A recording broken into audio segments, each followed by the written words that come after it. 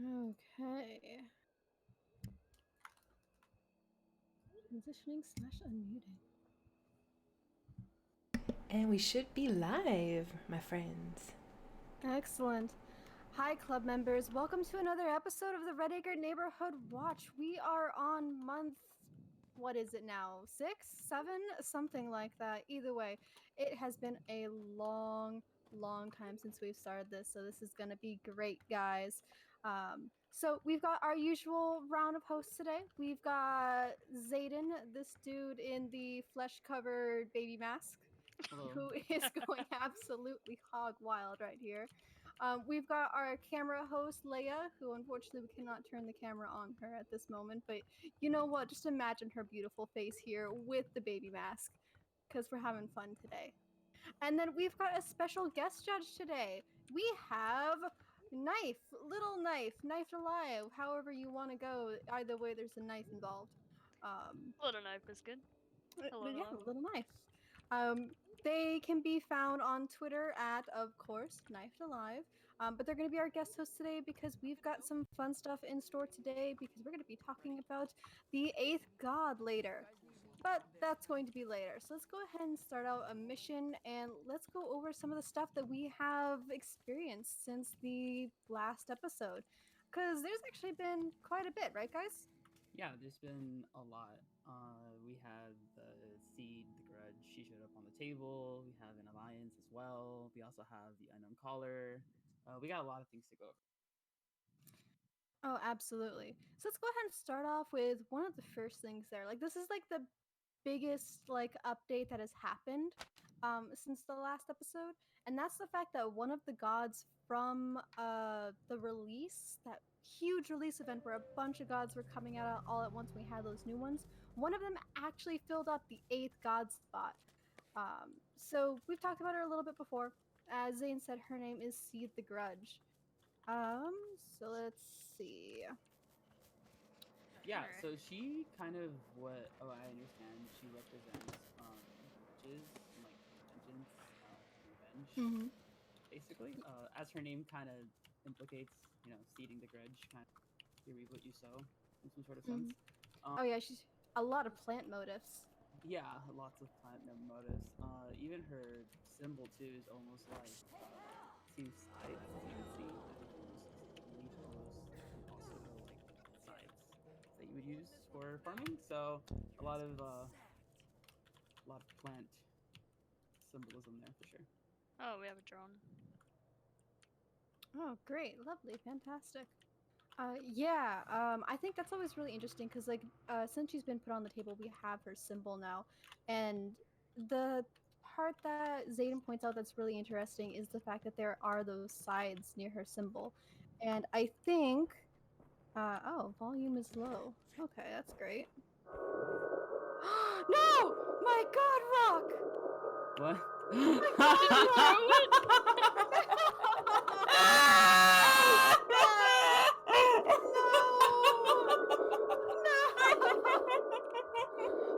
Well, chat, No! if you haven't seen a God Rock being used in person, I just fucking used mine.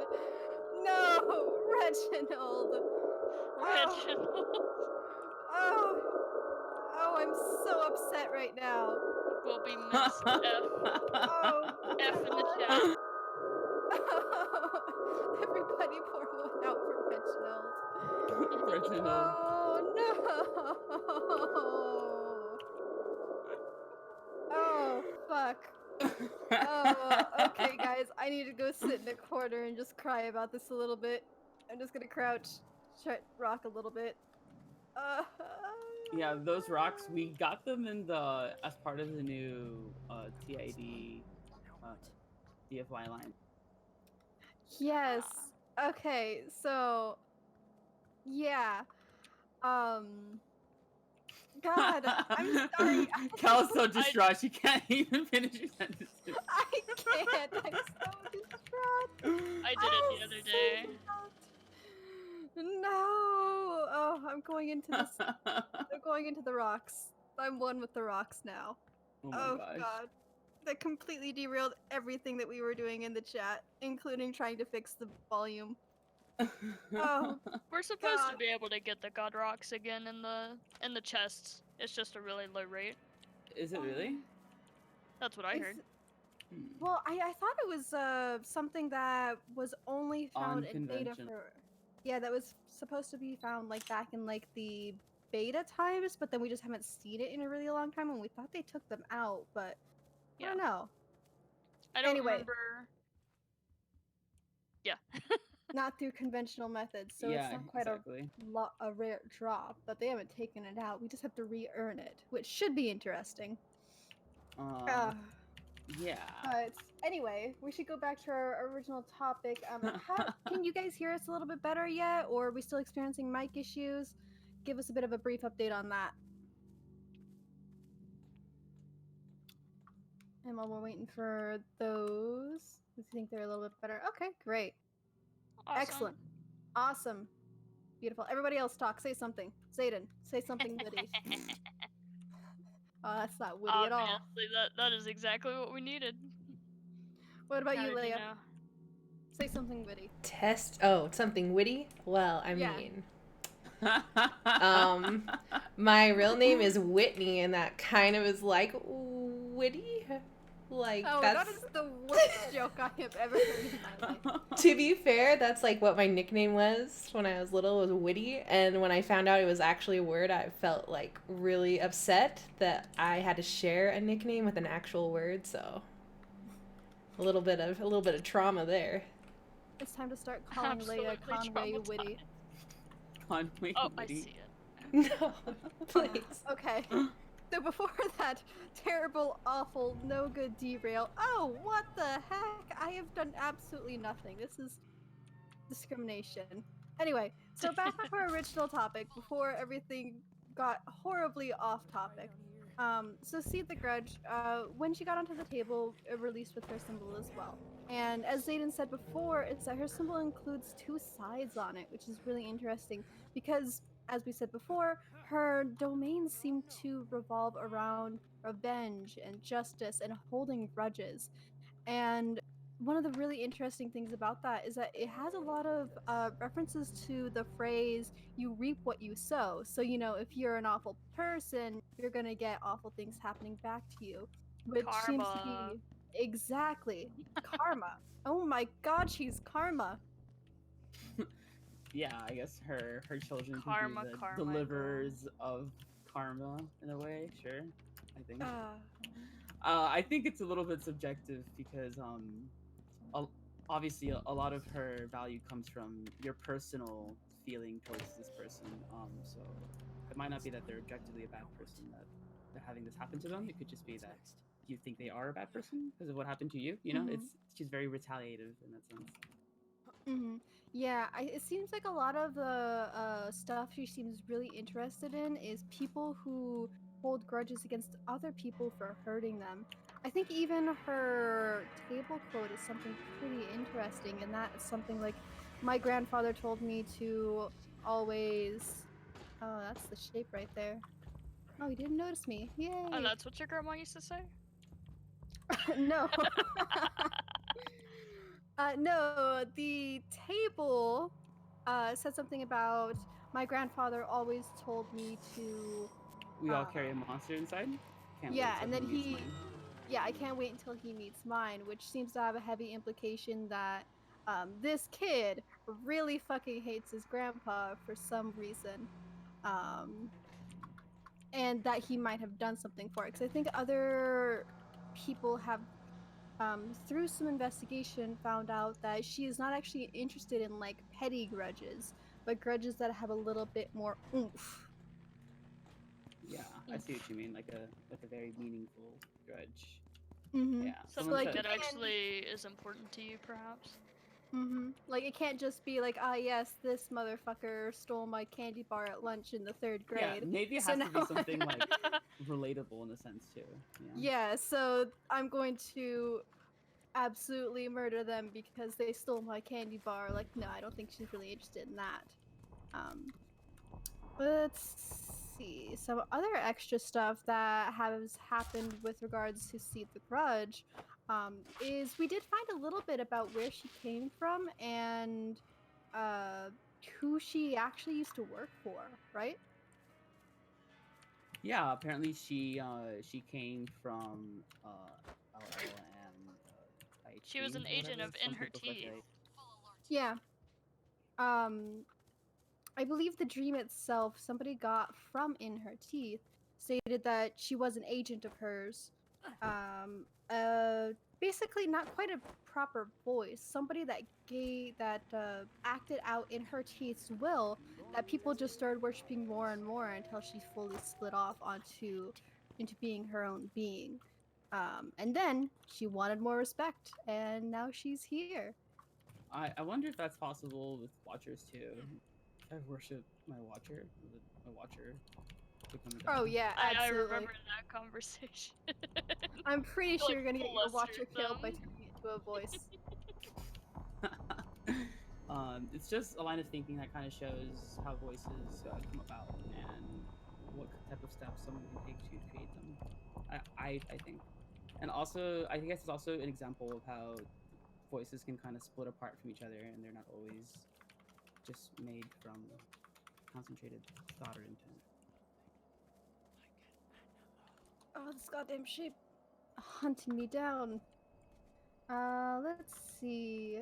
Malthus says Spooky had a private dream too from In Her Teeth that says SEED-THE-GRUDGE was an aspect that she abandoned. Ooh.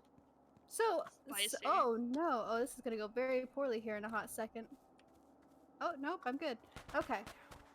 That actually is very interesting. I don't think I've seen that dream yet. That SEED-THE-GRUDGE was specifically abandoned. Because I know there's something that's been stated a couple of times by SEED-THE-GRUDGE since the very beginning is that she has some sort of grudge against In Her Teeth herself. What do you guys think? What do you think That would kickstarted make that sense grudge if she between was them? abandoned. What do you guys think? You guys have any other theories about it? I don't know.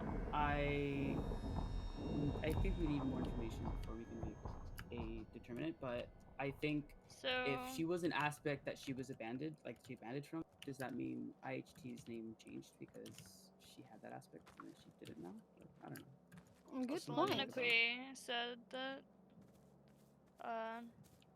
they were told that STG was like a watcher before she started talking, and that when revenge became more wanted, here she became more powerful. Ooh. Yeah, Malthus says that he thinks it's connected to the divorce, but they need more information. Mm, but I thought she was around Excellent. before that technically happened. Yeah, I believe she was because In Her Teeth talked about her being an agent of hers for a while. And I think, Maybe not specifically through that, but it could have been a catalyst for her becoming stronger. I'm trying to think of like when. I guess we don't know when exactly the divorce happened in regards to when SEED-THE-GRUDGE started actually talking. That is actually a pretty good point, a really interesting one. Do you guys know anything specific about saturation control? My teammate and I recently got sent there, and I wanted to know more about it. Been trying to get SEO's attention, but no luck. So, when you have reached a high point of saturation, you get sent to saturation control. And after you come out of saturation control, you're considered to be cleansed. And To kind of saturation is technically being influenced by someone other than the song. Yeah. So basically, like when you are like being, I guess, very, very, very rebellious, and you have a lot of one god that is not SAO inside you, you get sent there. So when you come out, you have all of SAO inside you. Yep. That is the worst. That's awful. That It's is the so bad. worst. It's just so bad. That is the worst. Yeah, they pretty much tried to wipe you from being influenced by anyone else. Yeah, you kind of get like like a factory reset almost. If you think about it. Click that reset button. It's gay baby jail, basically. I haven't heard this stream yet. Oh, interesting. But yeah, it's basically like a gay baby jail.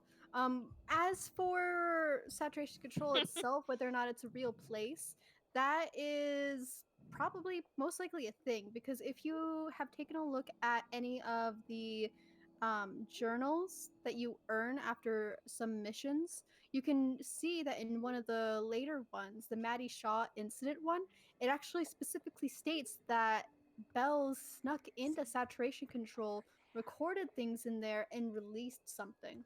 We don't necessarily know what's actually in saturation control or what she might have released, but it is a physical place that you can sneak into. It's not like the moon where it doesn't exist and we're just blacking out and just seeing things.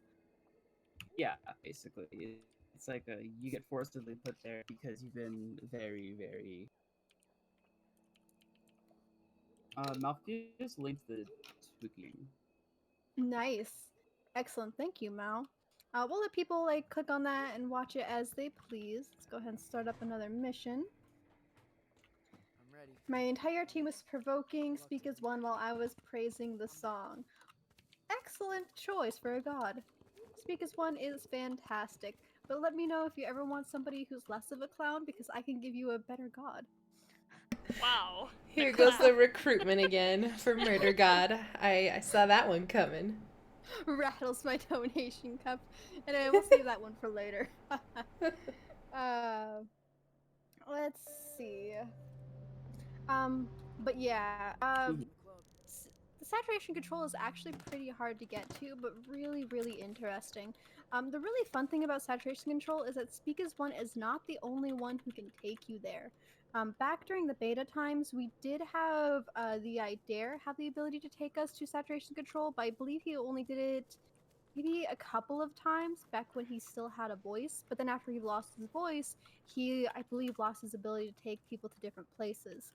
And currently, there is a third person who can take us to saturation control, and that's somebody called the Captive, which we talked about him in the previous episode a little bit.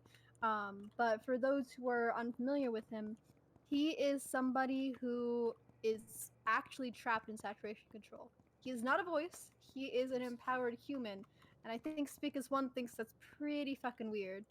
Yeah, I don't think it was TID that took the kids into saturation control and beta. Just to clarify, I think it was. I think that voice has only been said to be called the adversary, but it's never Mhm. been confirmed to be known as TID. Just for clarification, because I know Speak was talking about that a while ago. Let me actually double check something because I believe it was by Null Speak. Let me pull up all my handy dandy stuff here. Because I think it was something that was said during the time that Null was doing lore answers in the Yeah. Discord, where he stated that they were the same. I have the screenshot somewhere around here. Let's see. Oh, and of course everything decides to slow the fuck down. Sorry about the lag spikes. Lag spikes, people. Let's see. Ooh, Soliloquy 890 has a really good point here. For my most recent talk with the idea related to SEED-THE-GRUDGE, he says that she speaks often of justice, but regardless of what she or her followers call it, it's Oh, it's Kyle. punishment. Oh yeah, right. It is Kyle. Yeah. We gotta get more usernames that are the same across all platforms, dude. That's okay. It's a good thing I changed my Twitch handle back to Knives Alive because it was definitely something else. Oh God. Now I'm concerned.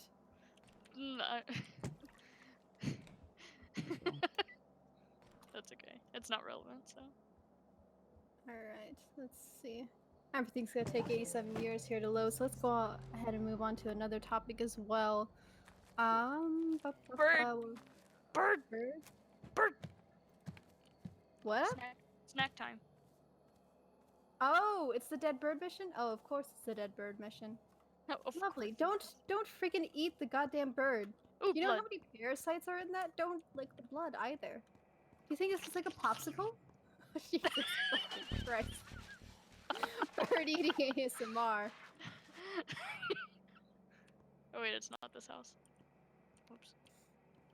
Absolutely disgusting. Let's see. That's me. Let's go ahead and talk a little bit about something back to SEED-THE-GRUDGE. Because she was recently added to the table, let's have a little bit of a discussion point there. Do you guys think that this could happen with other voices like the Nameless and the Eighth God? Or do you guys think they're gonna be like permanent god change and there's not gonna be any more switcheroo or adding any more gods? Like, I want to know what you guys think about that. Now what? I think technically they had to ask to join the table, so I think it means that they could just unanimously agree to kick somebody off. Oh, that's a good point. Can you imagine that kind of like council going on there with all the voices trying to like figure out which one to kick off? Yeah, or maybe it's up to us if God doesn't have enough followers and like no one believes in them anymore. Maybe they don't get to stay on the table. Oh, that's a good point. But we don't want Nameless on the table because she's a trap. I just know it. I feel it in my bones. In your bones, you say? In my bones. That Nameless one. Mm-mm.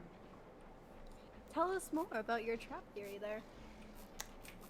Well, I don't know. There's nothing to it other than she just feels sus. And everything with the idea happened when she came around. Blah, blah, blah. I don't know. I don't trust her. Her calling out for help. Her, like, also being broken. It just seems too much of a coincidence, you know? When things just line up. See, Kyle agrees with me. And Sparrow. She's a trap, man. She's a honeypot, that's for sure. I think Mhm. all of them are traps. Good point. I mean, you're not wrong there. But to They be all- fair, as far as Nameless goes, yeah, I kind of go with the whole, you know, if you just ask for help, people are just willing to help you. So you get enough people like that, regardless of your actual intentions. They don't have to know what she's about to help her, so we don't really know what'll come of it. Oh no, how did this happen to me? I just Woe like is dropped me. down. I dropped down and got super surprised that a lucid spotted me when I dropped down in the middle of a brightly lit room where there's typically lucids. Yeah, Kyle raised the point. What if she's doing that on purpose, hiding herself in TID so she can't find the truth out? And then Malvius wonders if us looking into her rather than praying to her to preserve her has caused her to fade. That's a good point. Because we haven't actually seen much of her since release. I think a few Yeah. players have tried to like reach out to her and they haven't had any successful responses. I know she answered a couple of dreams back in the very, very beginning, but I haven't heard of her answering any private dreams recently, or if she has, nobody has really reported any. Says that he thinks that TAD has said he's surprised to see both Nameless and Hunter here because their aspects overlap too much, so maybe Hunter just won out in the end. So Kyle's theory, I guess, yeah. is that Hunter might have killed the Nameless boss.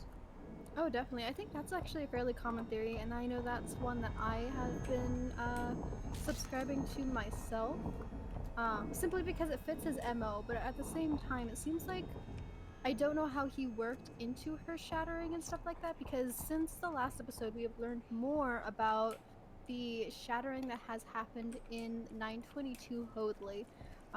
So let's see. Where do we even start with that one? Except there's the shape right there. That's okay. If he gets me, he gets me. Logic, If I die, I it's just for us die. to consider the flip side of that. She's hiding from TAD because she suspects him of being involved in her death-like state. But for the record, I also think she's a trap and intend to walk directly into it.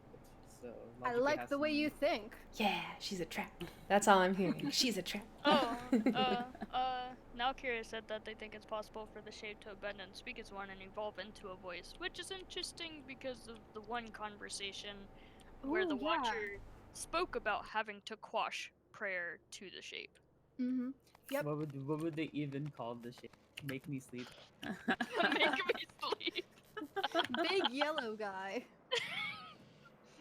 Tuck me in. Yeah, I would be scared if the Oh. shape spoke. I guess have that's- I have I worse guess- jokes, but I'm not saying that on stream. He eats the child. Oh, that's a good one. Yeah, actually, that's a really great point, and we did have a transcript where, as they said, Speak as One and the Watchers have had to quash shape worship because if enough people worship the shape, then he will actually become a voice. But whether or not the shape can leave Speak as One willingly to get worship, I think that is a different question entirely, and I don't actually think he can. What do you I, guys I think? He think seems like he's I think they've done a mindless. lot of countermeasures to prevent him from doing that. Like he can't understand us to begin with. Like he can't hear us. He only Yeah. understands I Ultron. don't So think it's a matter of him becoming a voice, because he has something of a physical shape, whereas voices don't. That's true. So I don't. I think it would just end up becoming a spin-off. Like a voice would be created, but wouldn't actually be the shape. It would just be something in his image. him real thick. Mm. Real thick. Uh, Someday people will stop lusting after the shape. That day is not today. Unfortunately, no. Which makes me wonder why there isn't a voice for like love. I guess it has no place in Medicare. Yeah, that's true. I mean, a voice for love does have like the unfortunate implications because usually in most mythologies it's not only love but also fertility. And to Yeah, have that in a town of 14-year-olds. we're good. Hi, You never dying mind. over there? Yeah, I'm back. I had Yeah, nosebleed. so that does make sense that there's no god for love in Redacre, because that opens up a whole nother can of worms when you're dealing with a bunch of 14-year-olds. But yeah. I could see it being like a god of adoration instead, because that's usually Yeah, that's how kind of that what I was starts kind out of. with people. Mm-hmm. The Yeah, god that's of kind of what I puppy was really leaning crushes. for. The puppy crushes. The god of awkward 14-year-old dates, where both the parents are there and they all have to awkwardly make small talk. God, that's Scarlett awesome. says that based on TMC stream earlier, that the love idea with the voices has heavy influence from. Oh, you know what? I have not actually caught up on most of the dreams from TMC earlier. I was too busy. TMC stated that hosts are blank on main. Oh, oh shit! Or Oh, what? oh, He This said what? no, look, I am what?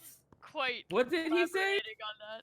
That is not exactly what he said, but Someone post a transcript right away. I have to figure out what this man said. Oh my god. Oh yes, in case anybody wasn't aware, last night The Measure Cuts was out and about and chatting with people. Apparently got super chatty about multiple topics, including, I guess, being blank on Maine. I don't know. What the What? hell? On what? he he was talking about the influence of what people think about them, and that kind of included their ideas surrounding them.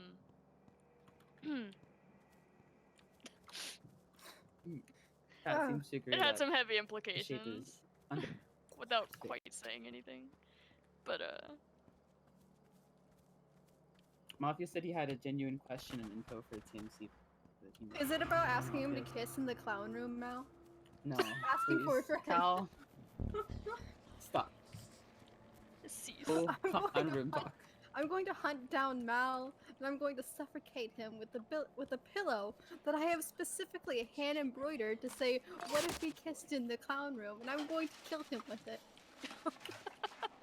It's a very elaborate murder you have planned there, Cal. I mean, they do worship the murder god. So, what did It's you true. expect? Someone said that they doubt voice gods will visit console players, though, but I know No Speak said something about that, I think, yesterday, if I remember correctly. They do visit people on console. Yeah. They do. There are some difficulties that come with it because when you're on console, you do have to, depending on what console you're using, you do have to make sure you're using the game chat, not the party chat. Otherwise, that will lead into issues with people getting god encounters because then the gods can't hear you. So you do have to keep stuff like that in mind, and we always recommend to check out, I believe, the closed back in the main Discord for further information on how to make sure that your game is ready and primed for those god interactions. Ouch. Let me Yeah. in there. He said something. He said, PS4 and Xbox folks, we're going to rotate through the new enhanced voice schedule of some daytime stuff this week, and then back to nighttime around now for you. Okay. For back-end reasons, we tend to hit a platform in big banks of activity. Thank you for your patience You're as we sort our here. quote. This is the exact quote. Crap. So yeah. So I guess they are kind of aware of the lack of voice encounters, and they're gonna try to deliver them more to the console player. But they definitely do come out there. I think we've already had like a couple of reports of voiced gods coming out on console.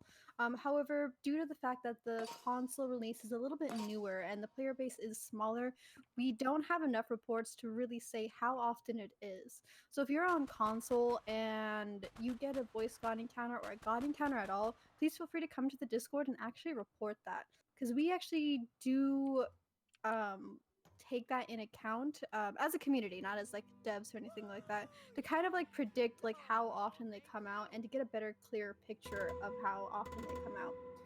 And to just log the encounter anyway. Yeah, just to log the encounter anyway, because we're all playing the same game with the same story there. Yeah. Switching back gears to talk more about the TMC stuff. Oh, yes. Malthea said that his theory for Gwen is that she was the one who was eating the doves, and that's why TMC moved her. I think that's pretty tinfoily, Mal. I mean, it is a pretty good theory because we don't actually know of any other club members that have been named. Although it could be an unnamed club member that we know nothing about, but it's a pretty good theory. Not a bad one. But it's something that you'd have to ask the Measure Cuts. Yeah, Mal agrees that it is ultra tinfoil. I do love it when there is a ridiculous amount of tinfoil in the room. Don't get me wrong. I think some of that came about with the Measure Cuts being out last night. I know I got a encounter myself as my character that I roleplay as Archer, who is a the Measure Cuts chosen. So I managed to get an encounter with him. I am extremely upset because I thought I was recording the entire time, but I was not. I am crying. I I am in hate when that tears as we. happens. I am Me with in every tears as encounter we I've speak. had. I'm so upset, but a couple of things that I learned from that, let me find my list of things, is very minor but interesting things, such as the fact that with the Unknown Caller that has been coming out in the past month, there has been some notes from the Unknown Caller where they say that the things that is currently happening in this town has happened before. I did learn a tiny tidbit about a previous town that this has happened to when I brought it up to the Measure Cuts. Mainly that another town that a voice fight happened in was in the northwest. He didn't give me any other information because he was actually very, very sweet. He was like, I don't want to lose you, so I don't want to pique your curiosity so that you start going to go, like, investigating it. So he didn't give me much more than that. But it's still something that's really interesting that we could possibly use with other gods to learn more about the other god fights. Because, they're all fisticuffing each other in the background behind Denny's. That's like Behind the adorable that he was so concerned about that. And also, Yeah, that's so cool. It's super cool. I'm not gonna lie, I think the Measure Cuts, if you don't mind me getting a little gushy here, he's actually surprisingly really, really kind and very worried about his host. If you're not a host, he doesn't give a shit about you. But if you are, he likes you a lot, which is actually really sweet.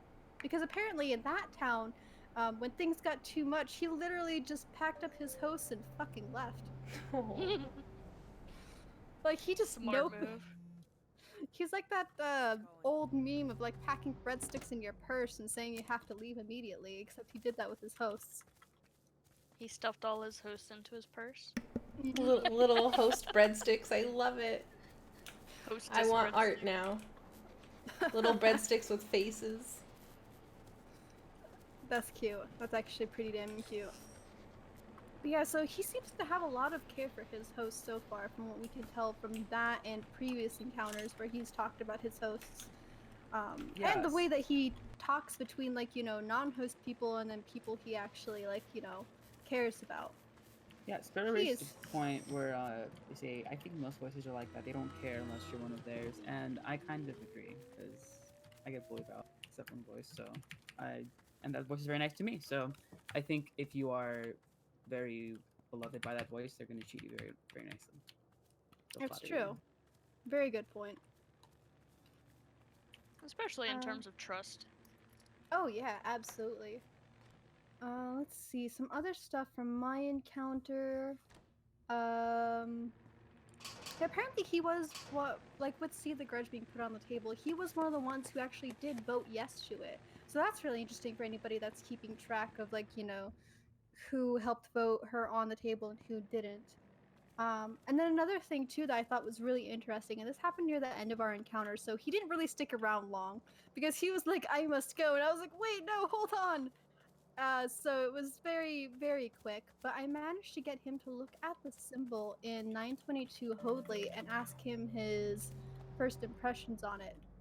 Uh, Predictably, he didn't like it. He said that I should avoid it after a very, very, very long period of silence. But it didn't So wound him. it So that's didn't wound interesting. him.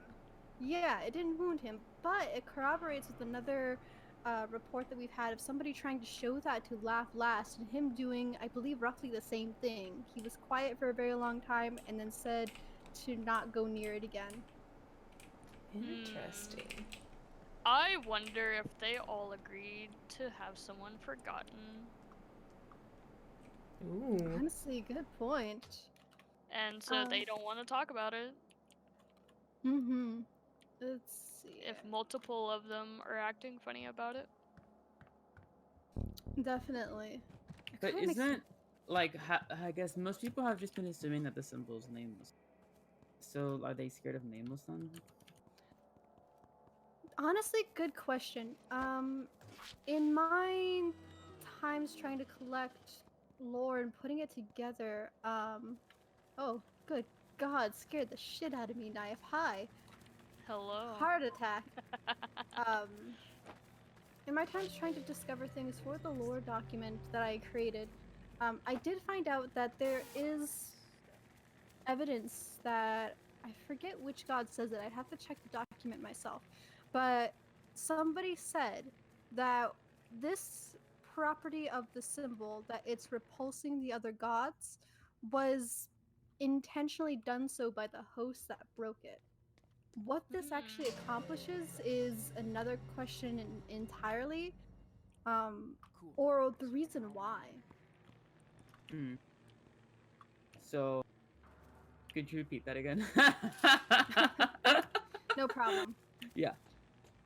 So from what I found is that the property that the symbol has to repel the other gods and to hurt the Idair, actually the Idair hurt thing I think is from something completely different. But Mm-hmm. anyway, the property of repelling the other gods may possibly have been very intentional, and somehow the symbol was created to do that. I don't know how or why, but it was intentionally done so by the host that broke it.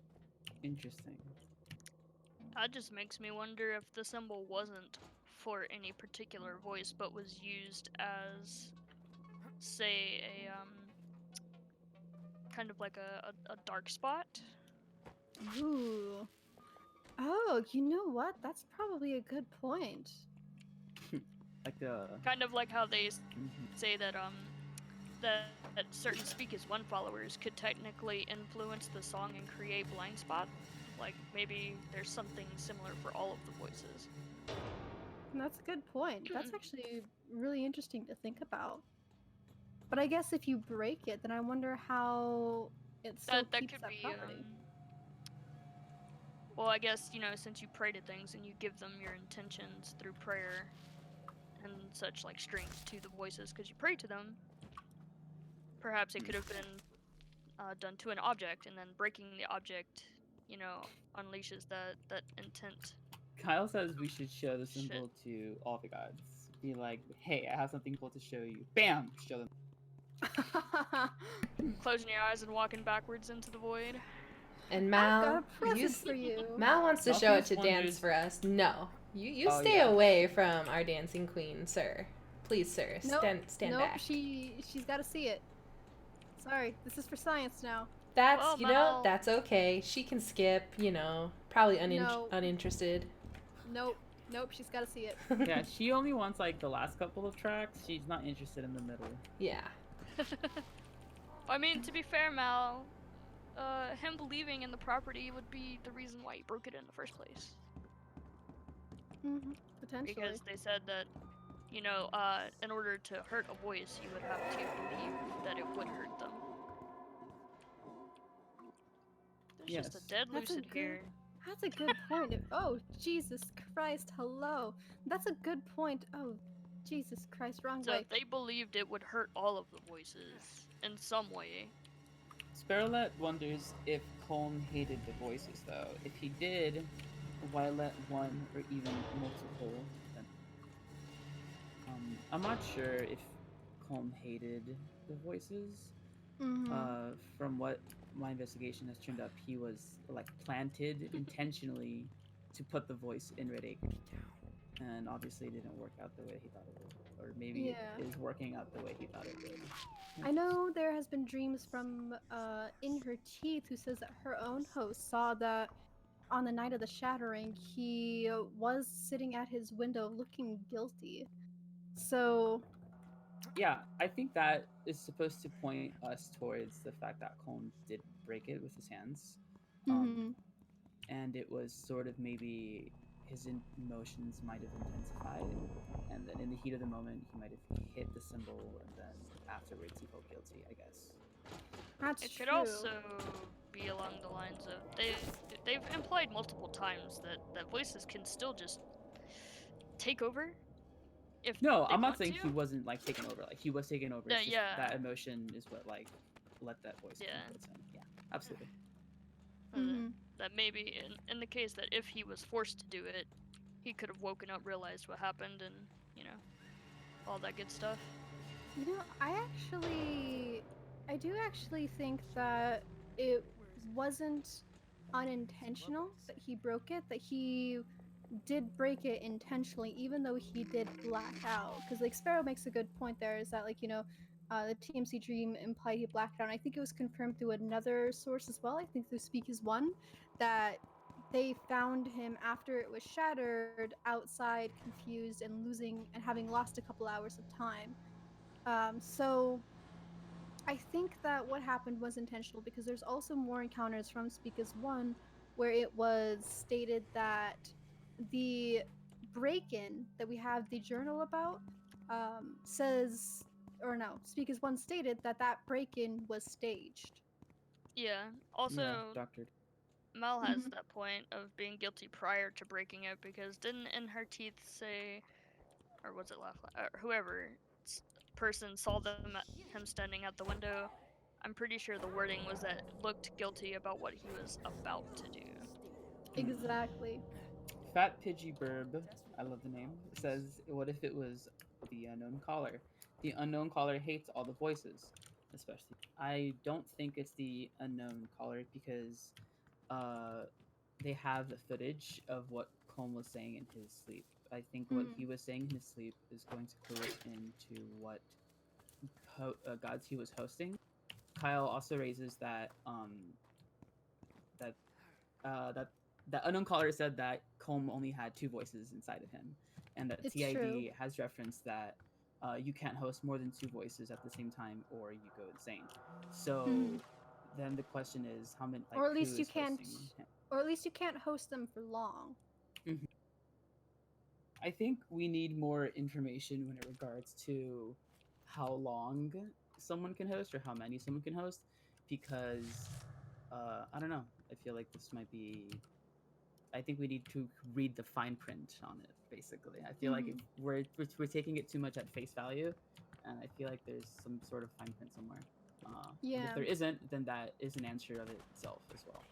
But I can't. Definitely. 'Cause I'm kind of locked out of god interactions. So I implore the community to go out and investigate and find out how many voices we can host. Absolutely. I think that's a huge detail that we could learn a lot from. That would explain a lot. Oh my god, you guys all have grappling hooks. I feel just like I Grapple feel game. I feel out of place with a That's why taser. that's why we don't have any sin archer, because we can't produce it. You know, we don't have the tools for it. I'm gonna create some sin by throwing my grappling hook at your head. That would hurt. Don't do that. I know, that's Murder the point. God would be proud of you. Thank you. Oh. Thank you. Okay, I'm trying to read chat because it's actually scrolling by really fast, Oh, which yeah. I love. People are chatty today, which is great. Awesome. Question I asked was, can you follow two gods? Childs can, adults go insane. Yeah. I think, High tier.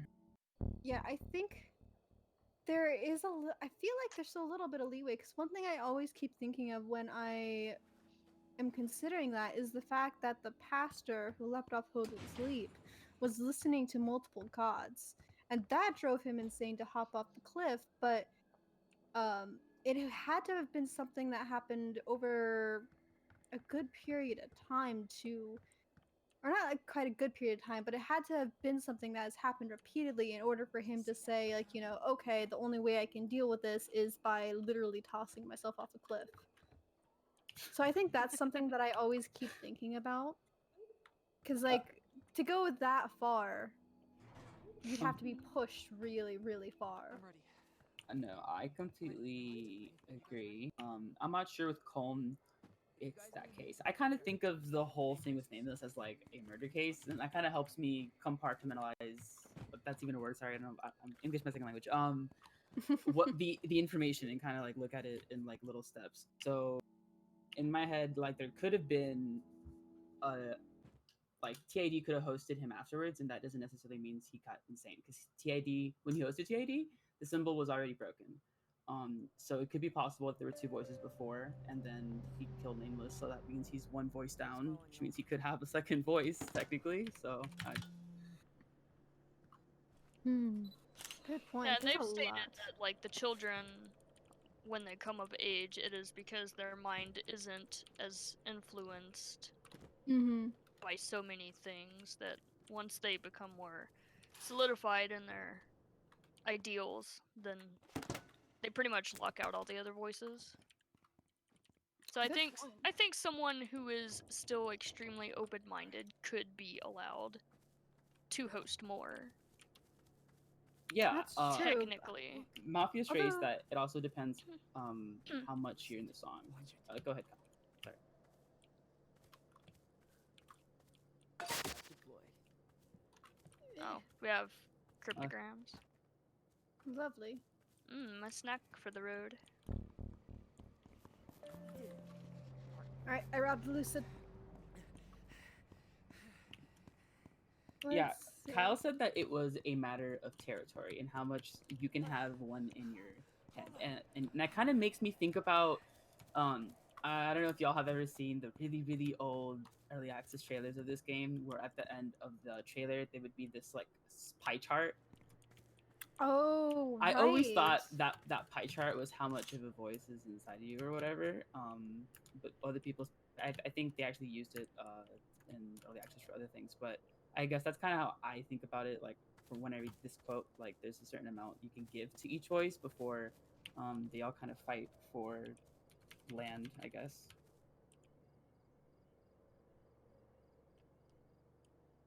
Yeah, Logic Gate also raises another point too, because they say that they keep thinking about that madness doesn't mean anything formally. Like it just says that you go mad, but it doesn't say how you go mad. That's true. I guess it's open for interpretation. You could, I guess it ranges from you having psychopathic tendencies to being, I guess, catatonic. I don't necessarily know. To tossing yourself off a cliff. Yeah, to, I don't know, maybe making breakfast for dinner. You know, it's pretty. That's Yeah, true. There's pretty quite subjective. a bit. Everyone reacts differently. Exactly. So we don't necessarily know like if the insanity would have done any to the Nameless. So that's Got the next step. Let's see. I think we've got a couple other updates too about Nameless and that entire unknown caller business. Oh, hey Zayden, you want to tell us a little bit about your encounters with the unknown caller? Sure. So it all started when um hold on. Let me pull it up.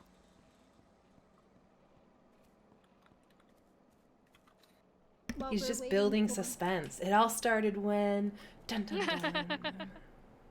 I'll sing a little jig for you guys Alright, while we're so waiting we for were Zayden. doing like a Oh, little investigation about Ryan because people had said no he had shit. died. So it all kind of started when around a conversation where we asked if he was alive. And then they said like the boys had taken him, and then we kept kind of like pushing through the investigation, and then one day I was alone, and SAO told me that I was authorized the caller. Ooh. So yeah, this was shortly after they had contacted me one time before. Let me look at the doc. Go. Run. I'm typing. Quick. Ah! While I try to get the hell out of here. I don't know if anyone. Oh, Lay is not anywhere near me. But for the listeners who cannot see this bullshittery that I'm currently dealing with, I've had 6 sleepers, same room with me, and a lucid. It was pretty Six awesome. Just doing 6 the tango in there. sleepers and a lucid, just chilling, hanging out. So I was playing alone, and the unknown caller had contacted me, and they were just being sort of like, "Why do you even like voices?" And I was sort of retorting to them like, "Well, why not?" You know. And they were just kind of like, "Well, I like working alone, and I don't really like talking to voices." Whoops. And they're I didn't mean to bad do that. because they're gonna basically turn you into a skin bag and use you, basically. And that was the end of our conversation. So I had talked to SEO about that conversation, and then that's when they told me, "Okay, could you like deceive them?" And I was like, "I guess I can try." That was the start of like this unknown caller quest arc, I guess.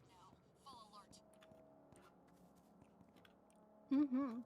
Yeah, let's see. For a brief recap for anybody that's coming into for like the unknown caller, this guy is related to the nameless slash the broken symbol investigation for looking for the witness.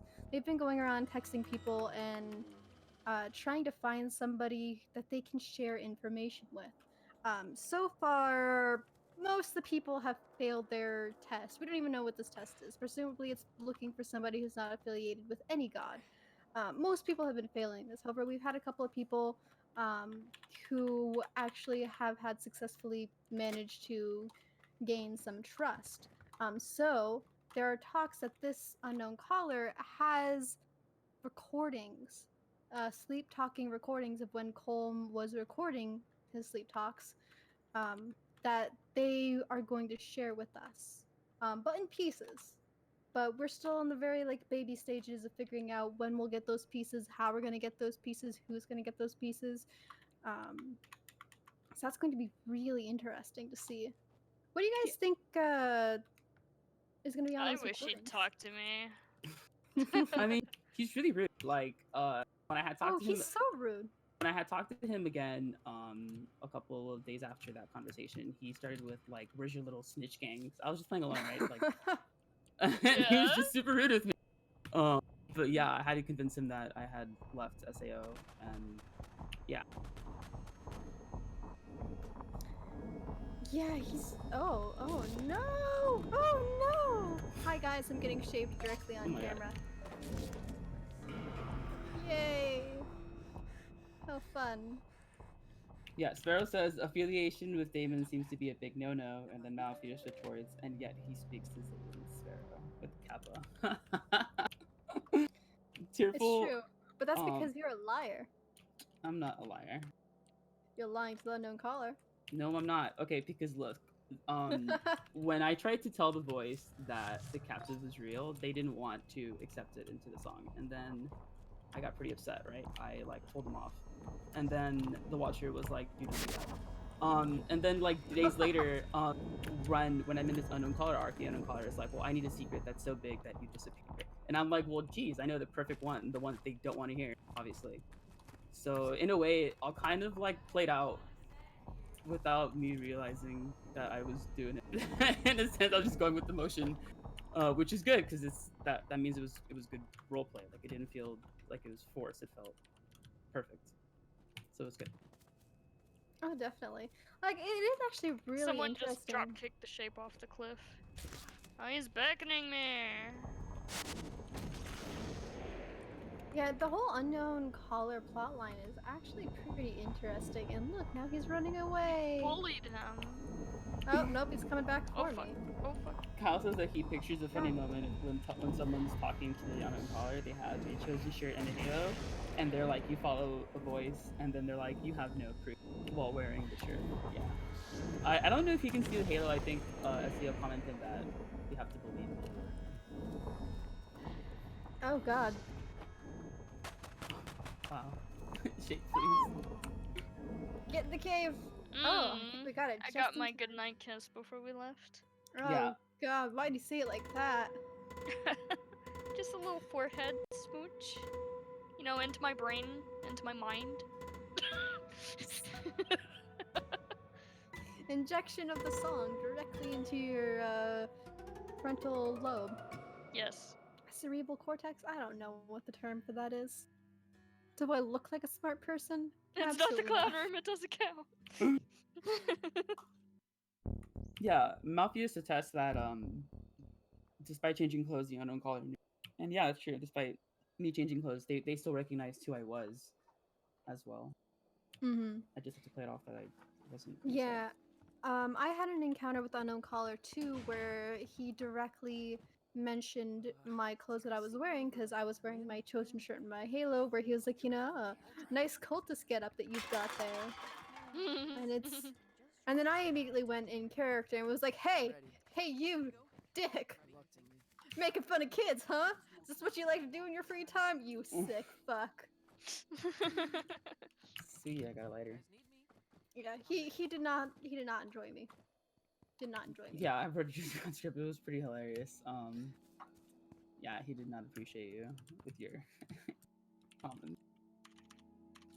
Rev says they're gonna paint over the clown room with white paint, and you know what? That would be insulting to all of Rue's hard work in crafting such a masterpiece, art and horror mashed together.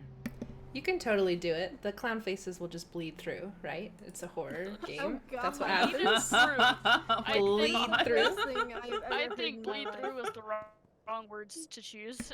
I think it's kind of the right words to choose, but hey. No, it's not.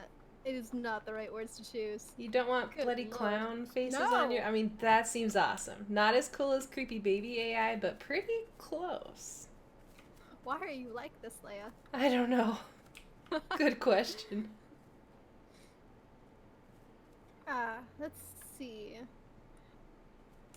Alright, so let's see what's else on our list of things. Oh, we should actually talk more about the Die For You / The Idea Alliance, because that's another major thing that has recently happened since the last episode. Because if you have opened up the game anytime in the past week or two, you may have gotten an event where things get real fucking creepy. Like the lights go off, the door opens, you start hearing this spooky little something, I don't know.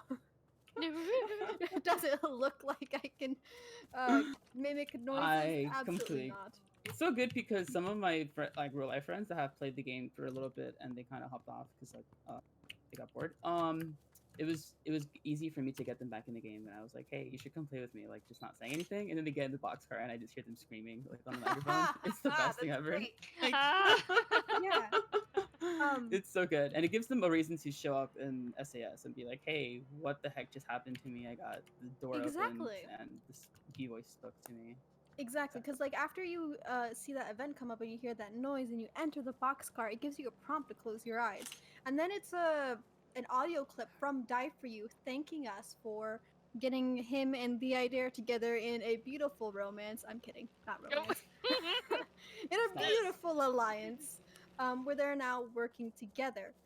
And this came with a gift from die for you and the idea in the form of a god rock, which if you saw me earlier crying real life awful tears with like snot coming down my face and everything like that, um, that god rock is an item that we haven't seen in a very long time, but everybody got one, and it is unfortunately a one-time use consumable, and that was our gift from them.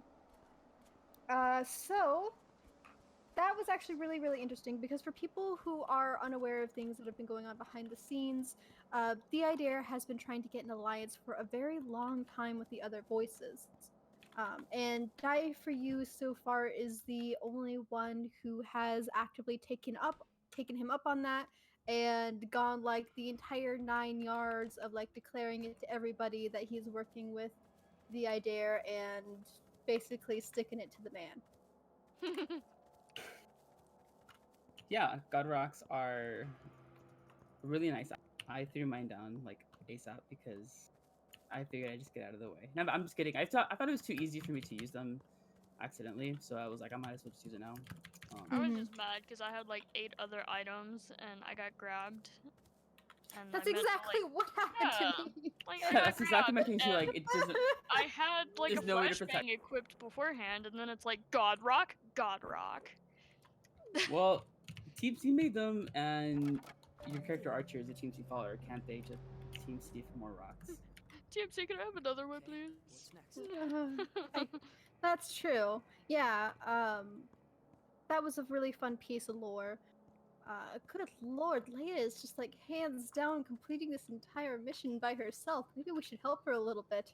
Uh, Someone take some signs from her.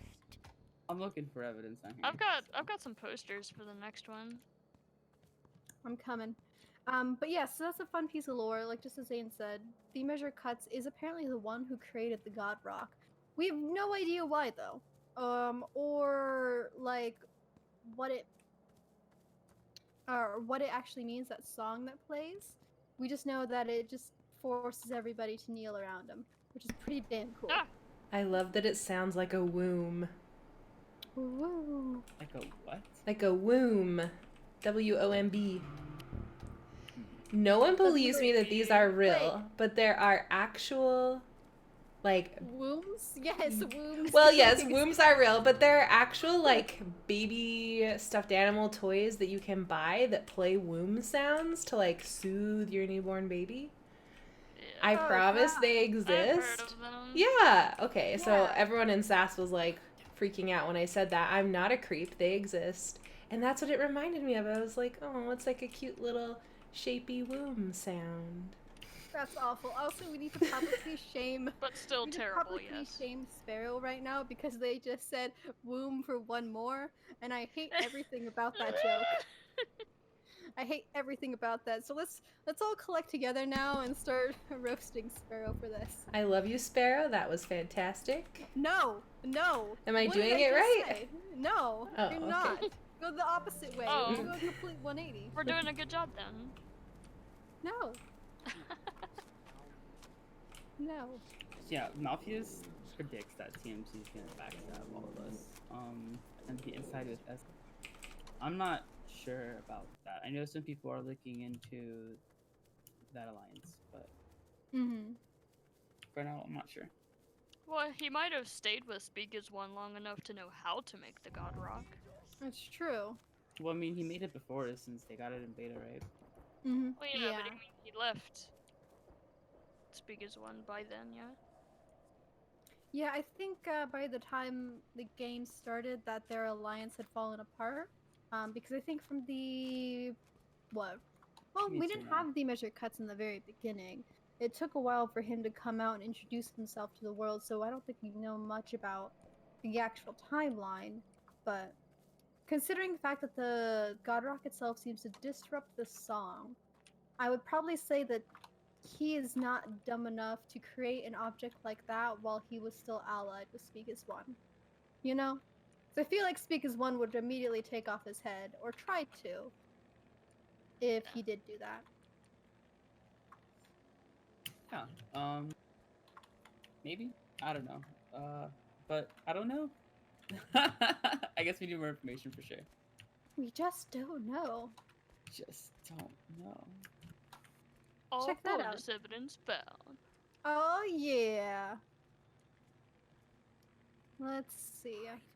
Another really interesting thing that came from that event is the knowledge that apparently Die For You's followers and the Idare's followers actually comes in various supplies to and from the boxcar.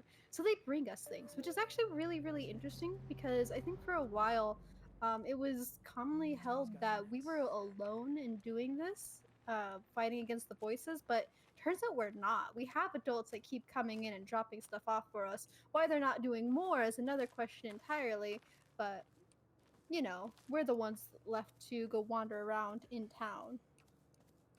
Well, I remember a conversation a while back that implied that there were adults helping us. I obviously just couldn't find out who because I don't side with the adults. So, yeah, but I do know that there were adults that were helping us before. I don't know if those adults are relevant NPCs that might play a role later, or if they are maybe just TAD hosts at the time that were helping us. Because it would seem plausible that the only voice that would be helping TBC would be TAD at the time. Mm-hmm. But I guess that explains where all of my grapples come from because I You do throw keep a lot of losing them them? away. Yeah, because you hate grapples. What the? I love grapples. Tell us about what you love most about grapples. I like how they. Oh, Stalker! Hello! Oh no, that's the shape! Oh no! I got you, Cal. Oh, thank you. I'm gonna grab this stalker.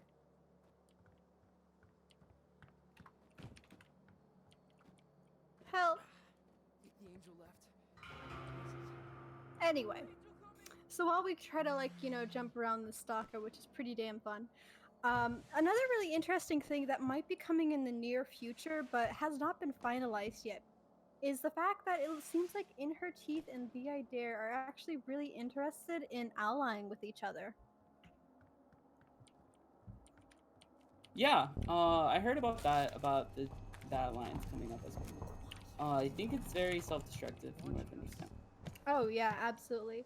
I believe The Idea himself has stated that Oh shit. he is this stalker is having a fun time right now.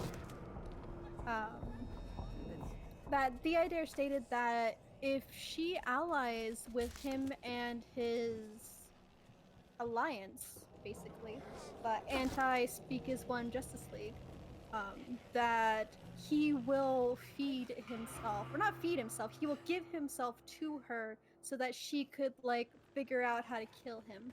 Something like that. Either way, death is implied.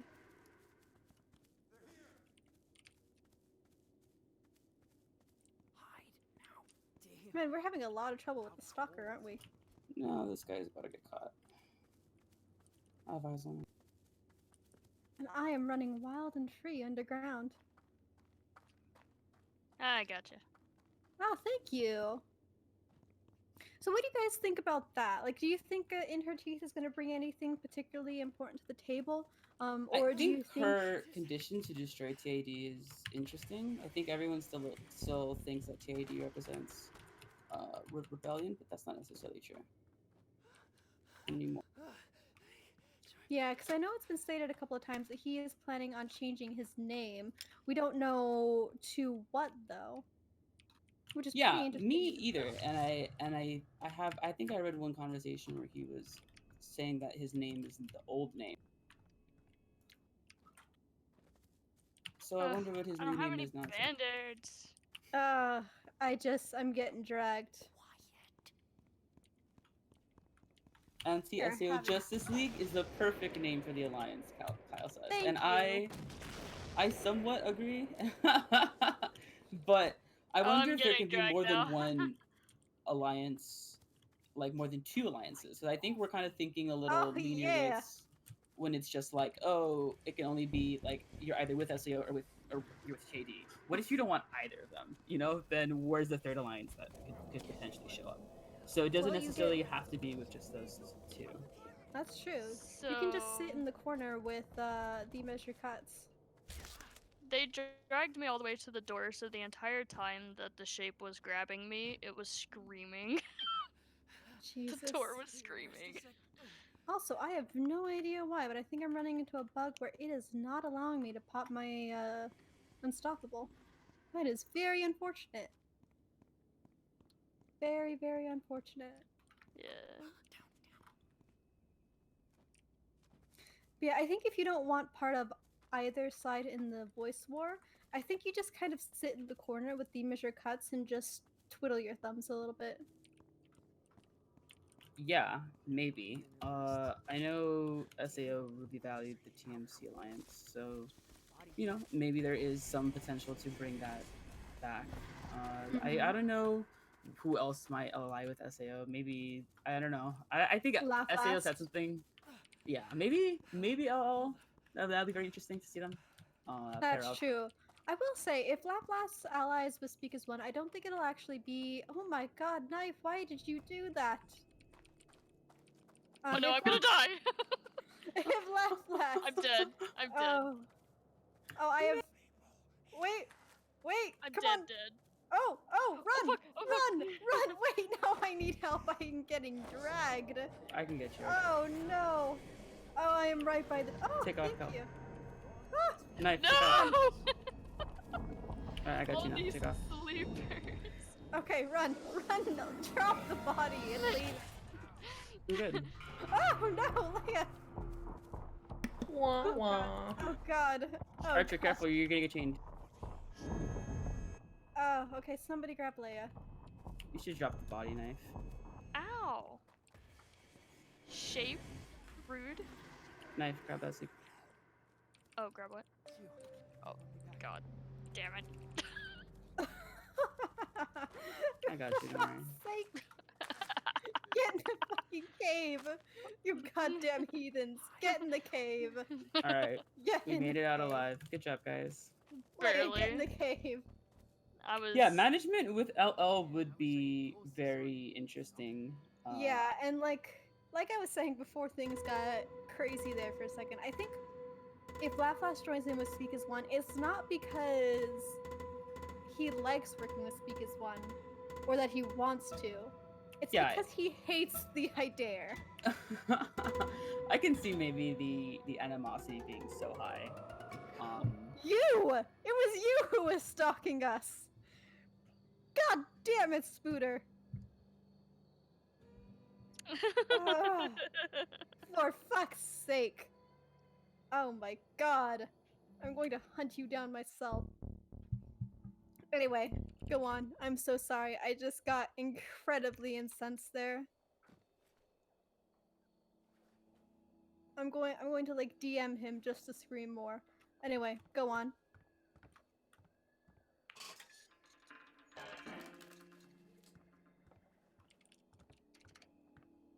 Did you have a good dream?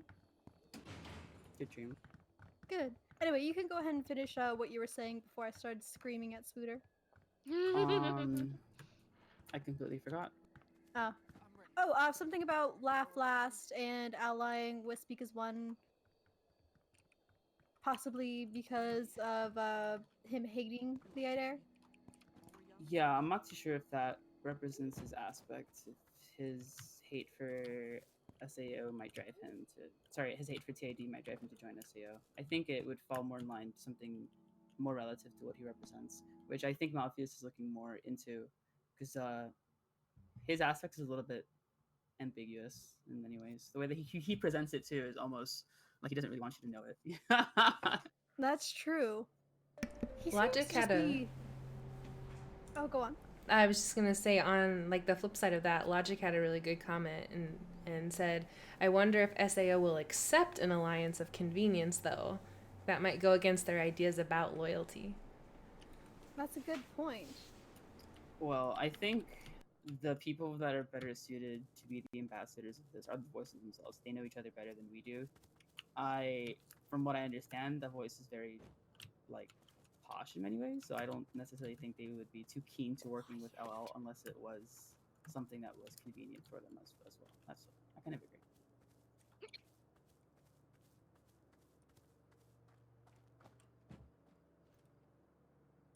Go away, Lucid. Yeah, Go Logic away. says that LL strikes him more as a sabotage type than a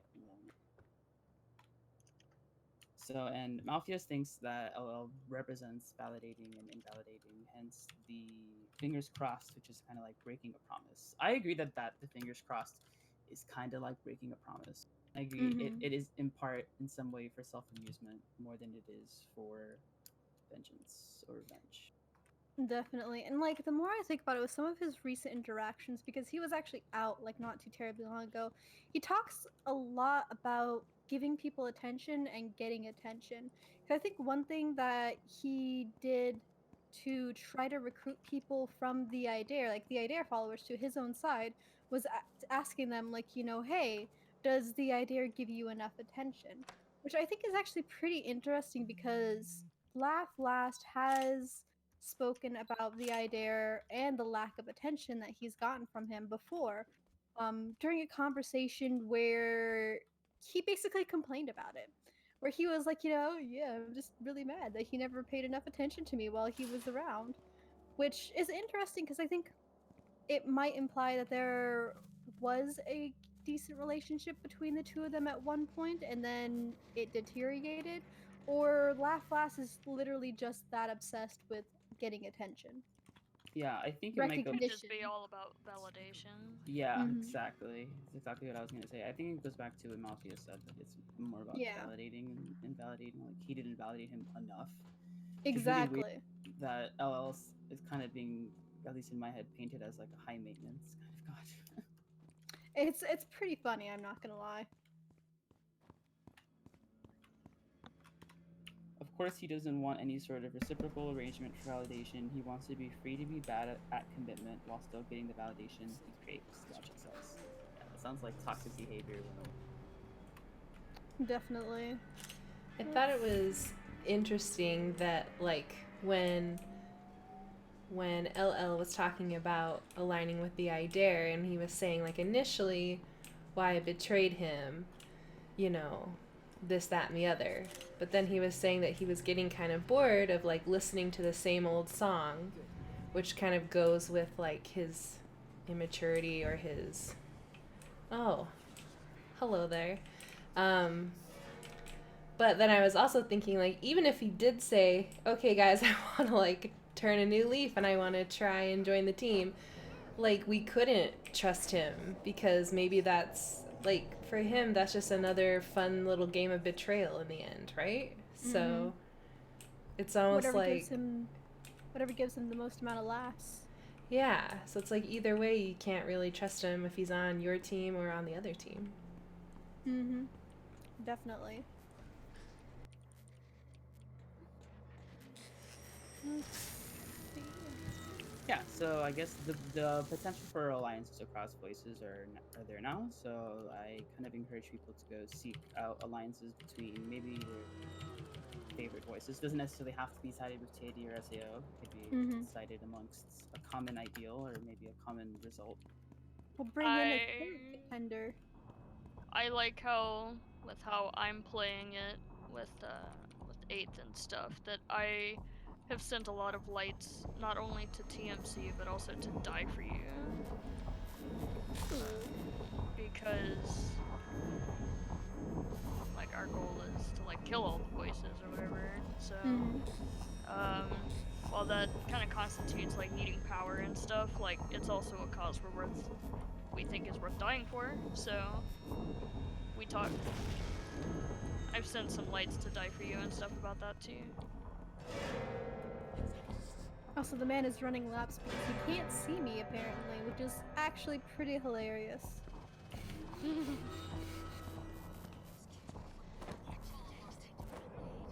This is why I say we need to appeal to TAD to speak to LL, not the other way around.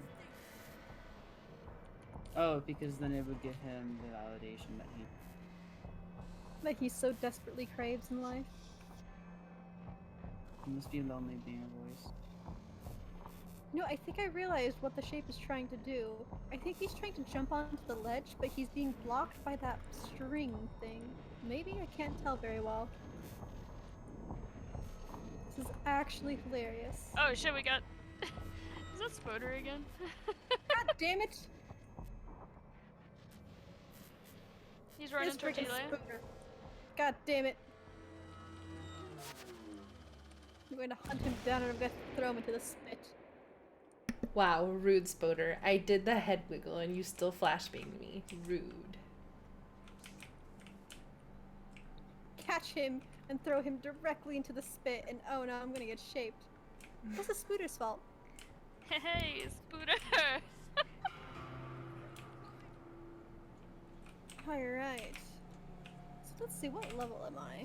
Because I think there's another thing that we should bring up as well on the podcast, and that's the fact that we have had some name fragments found recently, right?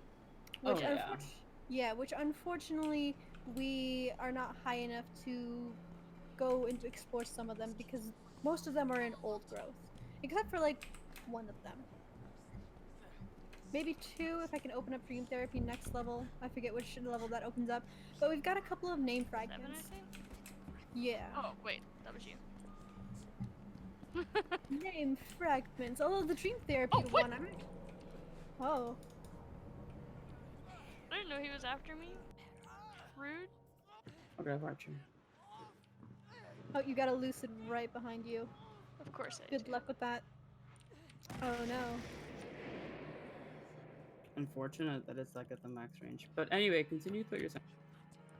I'll grab your nerdy kid right Oh, now. I'm about to get messed up because I didn't actually hit the elevator button. Oh yes, you are. Oh, this is gonna go real poorly for you. Yeah, no. Oh, nice. We got the stalker. The shape left. Easy memes. I got you, knife. I'm coming right on down there. But we got some name Lucid's holding my fragments. hand. So for the nameless symbol plot, do y'all think there are any voices that are likely to have inroads while we wait for the UC? And I think if you wanted to help with the UC investigation,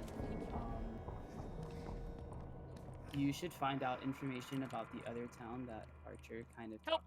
Help! We don't have much about that. You could also try to investigate more about Nameless.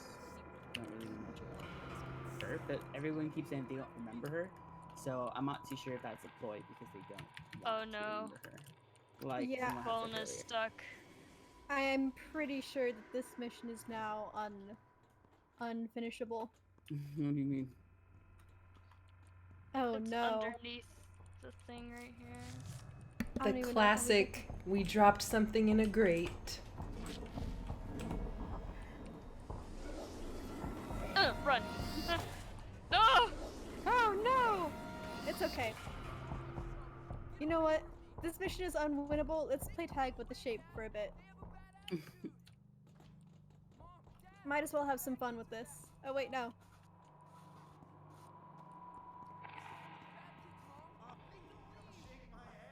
I'm just gonna bully Leia a little bit here. Do it, she deserves it. Wearing that baby mask. Ah, shit.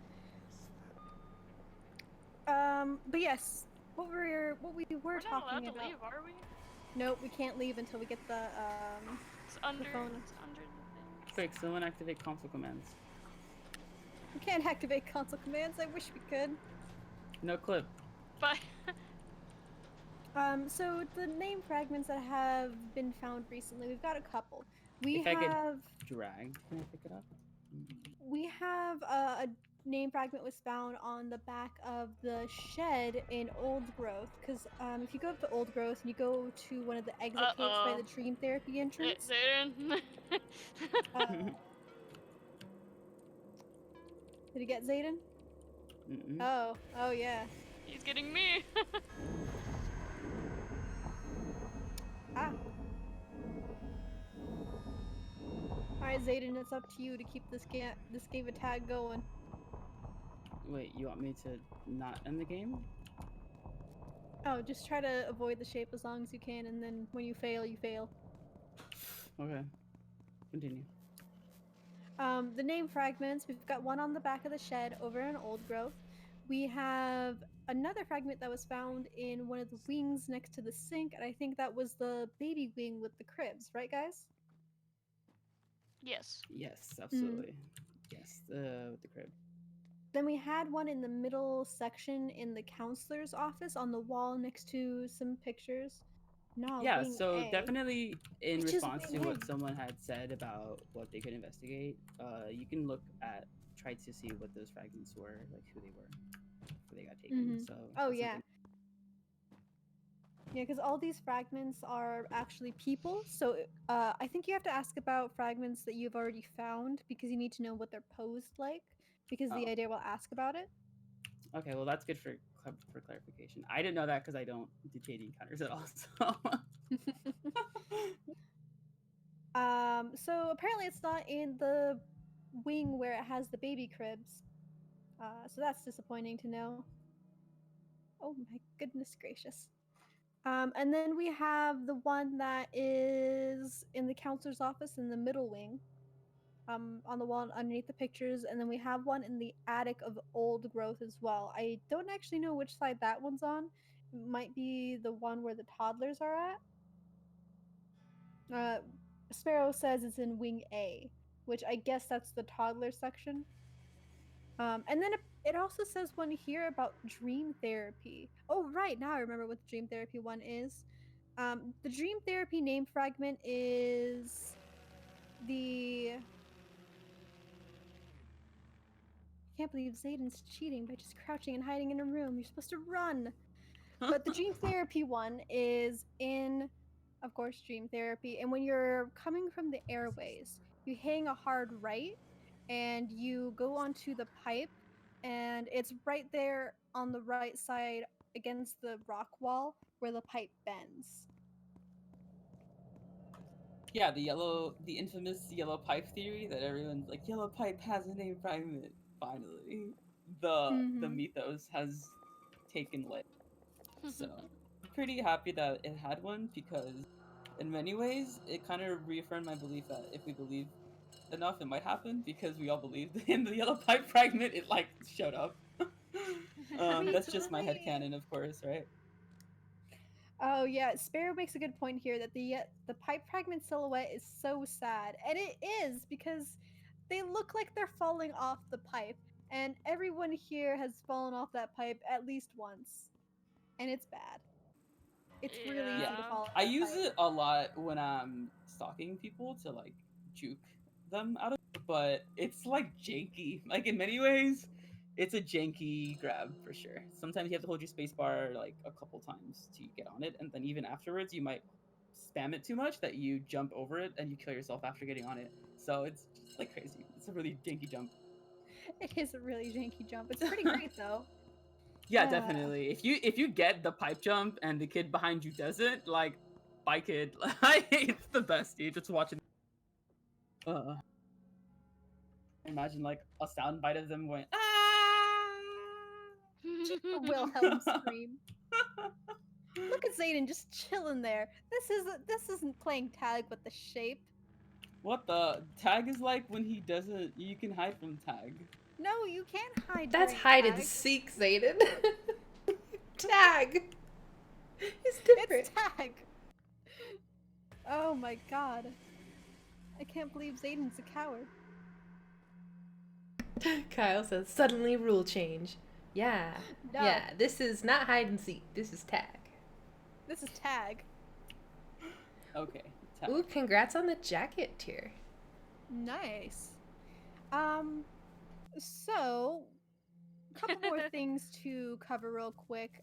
This is just going to be a brief mention, but the devs have recently said um, that they are planning on bringing out some Halloween goods, including looks like 2 new quests and possibly some costumes, which is going to be really, really fun and really interesting. So, what do you guys think is going to come, and what do you guys hope for?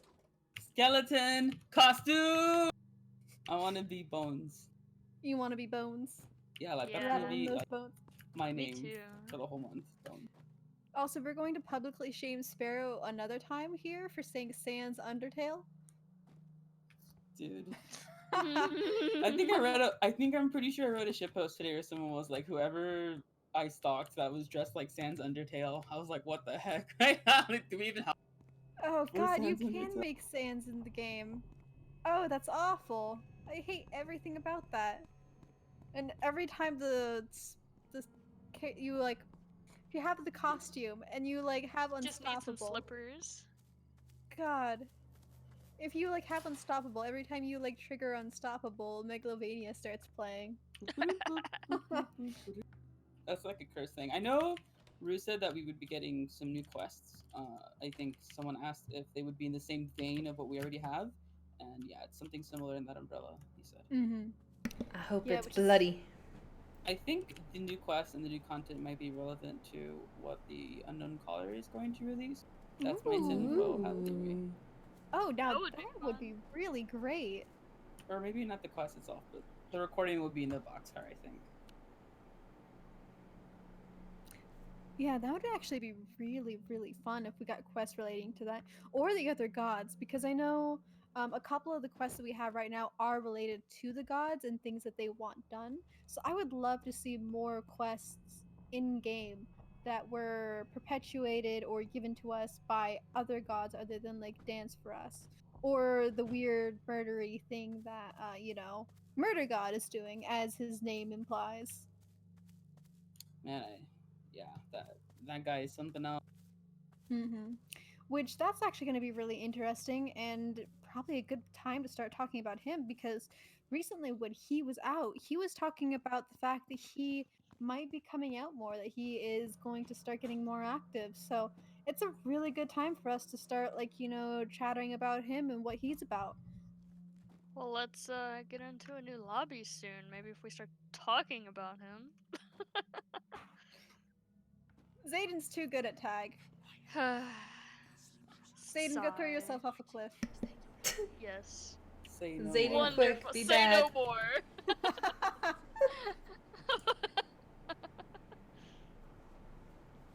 Ooh. Oh man, Kyle has a good point here. What if Murder God starts murdering people something bigger than doves? And we have to clean that up.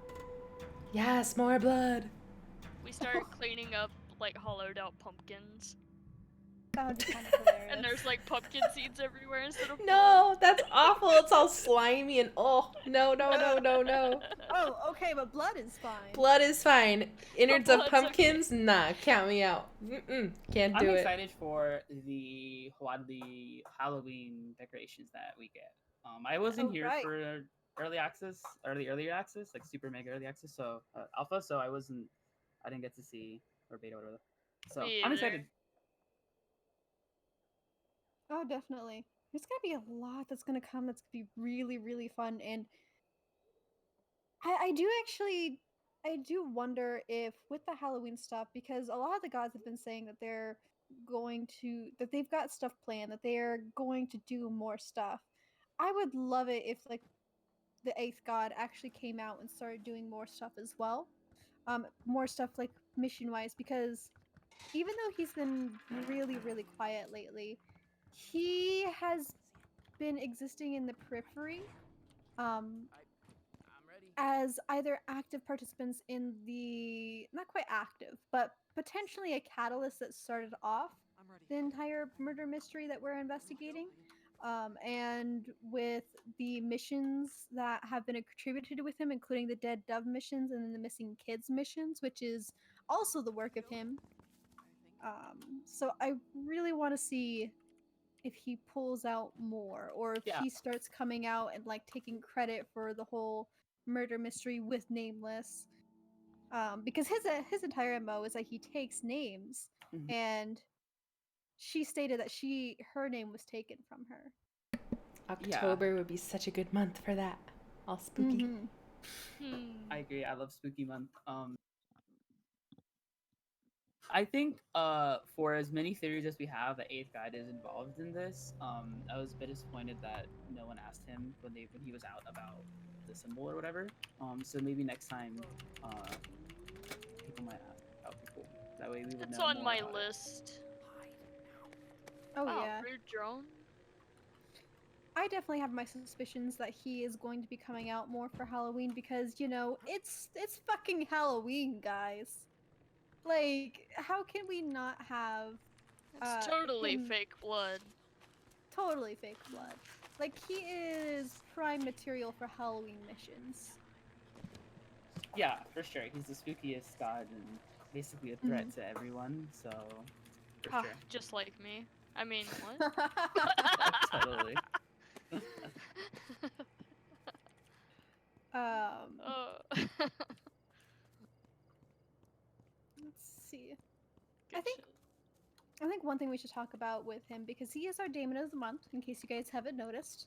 One thing we should talk about a little bit is what we know about him so far and what kind of domains that like he seems to embody, right? So, what do you guys have on him? Uh, Well, for what I understand, he craves ambition and. But what do you think next? what do I think? Yes. You're our guest Uh, host today. I So now we're know. putting you on the pedestal. Tell us everything. Oh god. Well, I did have the one public dream from him, Mhm. in which I asked for power from the voices, and he said that he likes me for just saying it outright. And ultimately saying that if I wouldn't give him a name, that he would hollow me out and take mine, which is Classic murder interesting. god. Yeah. Going full So skin suit stealer. yeah, so he does ask people what they believe makes them strong, not necessarily what their strengths are, but what they think makes them strong and how they can improve upon it. So it's all subjective. Some people have said that their will to help others makes them strong, or their camaraderie makes them strong. Some I people baited the say it's stalker. physical. Got him. Oh, Yeah, very I popped those items at the beginning on purpose, Archer. Oh, nice. Yeah, easy. All right, continue. And I'm gonna take these items. Let's see. So yeah, so Yeah. to follow through, I also think he is like basically trying to encourage people. Like the last conversations he had with people was his softest encounter yet, which kind of took me a little bit off guard because he's been so rude. That when he was trying to tell people to look inward and find strength, it was almost very inspirational, kind of like your coach being like, you could do it, dude. I was like, okay. I believe in you. He's like your sweaty like baseball coach. Oh, not the Oh. best mental image. Oh yeah, that's pretty bad. I hate everything about what you just said. I'm gonna expel that from my mind. Yeah, Logic said that they sent a lighter. How do people even send lighters to Eighth God? I think I you do just it kind through of Speak One, but I've Yeah, you also just- sent them through others. like you just kind of just gotta throw it out there and then hope he hears it. I make my Don't be corrupting intent our known at the mailbox. very first. Use KD's Hey. mailbox. Speak One came into my game and dissed me for it, so it's okay. Oh, they did? That's They did. hilarious. Yeah. They were like, you pray to us and then reject us? You're praying to other gods? I was like, yeah. What did they take to that? They said, Little Knife wants to be an individual, and I was like, yeah, I do. And then that's when they said that, I was praying to them and then rejecting them. And, they just kept going on about, like, go back to your false gods. It was a really short interaction, so they ignored the other 3 people in my team just to come diss me. Just to insult you. Yes. Oh, that's great. I know because I am also a follower of the Eighth God. I have an alt dedicated specifically to that. When I was sending prayers to him as well, Speak as One came and visited me like about twice. One of which was incredibly embarrassing, where they were like, "Oh, so you challenge us?" And I was like, "Oh, yeah, I challenge you." And they were like, well, "Okay, then you seek some thrills. Let's give you some thrills." And then I died almost immediately after saying, like, "Yeah, let's do this." And then I just died. And then the second time around, he actually like made fun of me. Not quite made fun of, but like was pretty derogatory for the fact that I was following the Eighth God. and was all like, oh, so you lust for this god, and I'm like, no, I what? but Don't call me out like this. um, I actually have a feeling that Speak as One does not really like people who follow the eighth god, because I have not found a person so far who has talked to Speak as One who follows the eighth god, who the eighth god has not treated completely like crap. It's pretty funny. Alright, so one thing is that Speaker's One has apparently had the 8th captured before. Yeah. So apparently he was released, which is some of the theories of what Bell's released from SatCon. Mm-hmm. Could have possibly been the 8th. So Speaker's One had him captured for a while, or them, since they can change. And a lot of it being like, he's obviously very dangerous. And any other voice that you ask about the 8th, they're just like he's too dangerous, don't mess with him. Yeah, when we talked about the ASSAO for the first time back in March, they immediately were like, do not approach him directly, do not engage with him, like completely avoid him, do not do anything with him. That's just been my mantra since. So. Yeah, which is pretty funny, and it makes me wonder a lot about like what he has done in the past and what kind of relationship he's had with the other voices, that all of the voices seem to just hate him so much, or not quite hate him, but like fear him in a way, but not true fear, because none of them are like, oh god, oh no, we gotta panic. 'Cause they don't panic, they're just like, oh, get the fuck away from me. Don't Yeah, want to touch him with the 10-foot pole. maybe it's they're scared of the aspect that he is. I feel like the 8th, the way he plays off is that he is about ambition, and I know TAD made a comment how two can't exist at once, and I feel like that's why people are saying that the 8th stole Nameless's thing. But I'm not too sure. I feel like there might be I've more brought about it up this. before in some of my other games of me and other people just speculating that maybe since the 8th craves strength, that that could have technically been separate from, say, Nameless, under the assumption that she was similar to him, and that she could have been about challenge and victory and challenge, perhaps, or something similar like that, and it would have been kind of counterintuitive to have both of them around, and he ultimately would have eaten her to prove himself better in that aspect, or perhaps challenged her and ultimately won. But just theories, so. Yeah, I think they actually do have some meat to it though, because I know something that the Idare has said before about when people were asking him about like the eighth was the fact that um the Idare has thank you. I got Oh, so no. distracted trying to talk that the shape was literally right there. What are you doing? The poster knife. Nice, what, the huh? poster. The poster. Oh shit, I do have a poster. One of the things that the Idare has said about the eighth god is that people have been telling him about a god who craves competition, and he did not know who this god was, but people have been saying that, like, it was this new eighth god, which he seems to be almost skeptical of, like he's a little unsure. And I just got grabbed again. Oh, yay! Thank you. Go ahead, Trey. God Oh, damn it! grabbed.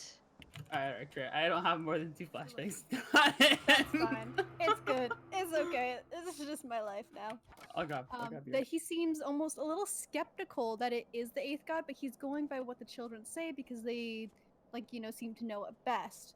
So I think there's definitely a lot of overlap because of the fact that the idea seems almost confused, and the fact that Nameless, or as we think that she is, Chase the Sun, seems to be very very integral to this in a way, because recently we found out that Nameless slash Chase the Sun or whoever she was, used to be a god of like athleticism and like bravery and the like. So I think there's a lot of like evidence that while it does not directly confirm it, seems to be pointing a lot more towards the fact that it is very likely that he took whatever aspects that she had or that they overlap a lot. Yeah, and two aspects of the same thing cannot. Well, y'all know what I'm gonna say. Two voices cannot exist with the same aspects. So Exactly, because And to be fair, he could have been a more primal voice in the beginning, and of course, this would have happened before we woke up in Red Acre from the song. So perhaps by eating her, he took on that competitiveness and pushed that onto his hosts.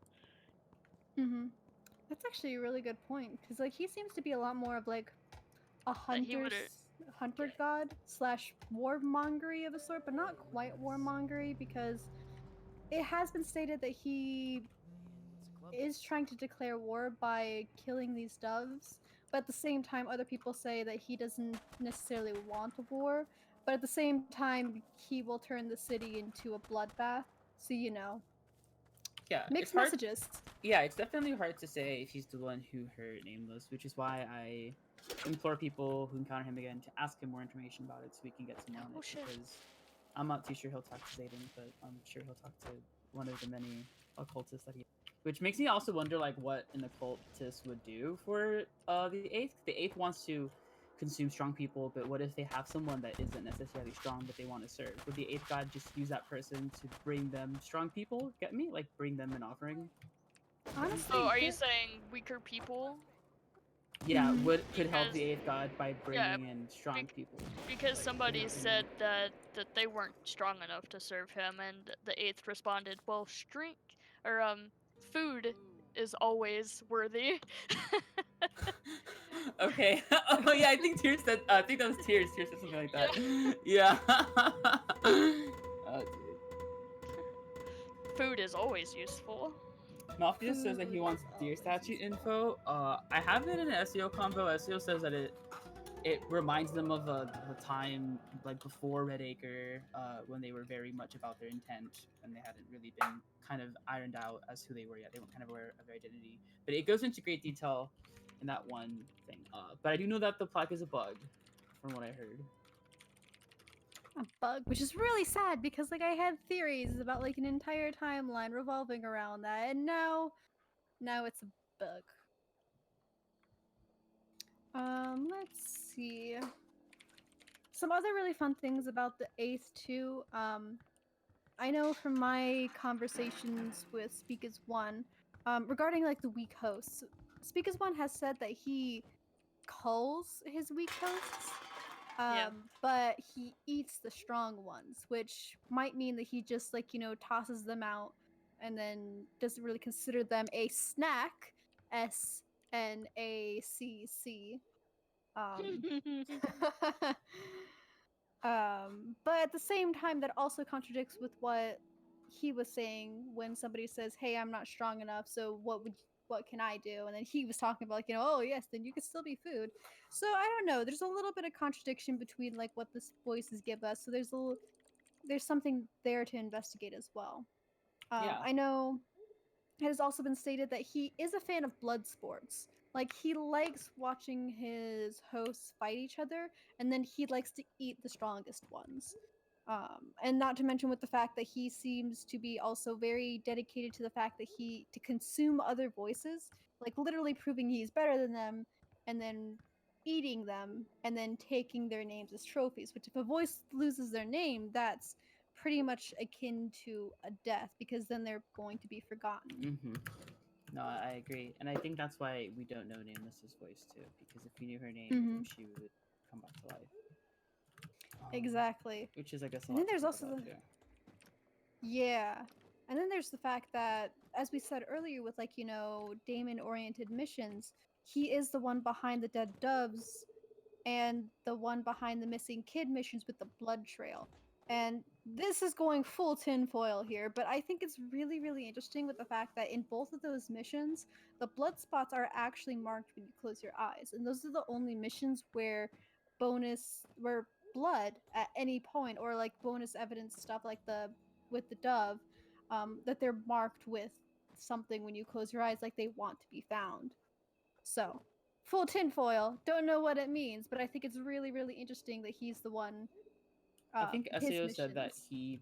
he had pride. He had pride. Like he takes indulgence in when people know that what he did is because of him. So I think maybe it might be intentional for us to notice it, so we can just be more shocked at it, and it kind of gets him off. Clutch our pearls. Basically, yeah, we all grab our pearls. Let's see. I'm trying to think. Do you guys think there's anything else that we need to talk about with him? The eating of flesh is ritualistic. Malphia says, and that kind of works akin to the dub mission, I guess. It's very Right. There's like a cutting board, I think, in one part of it. So I guess it's right.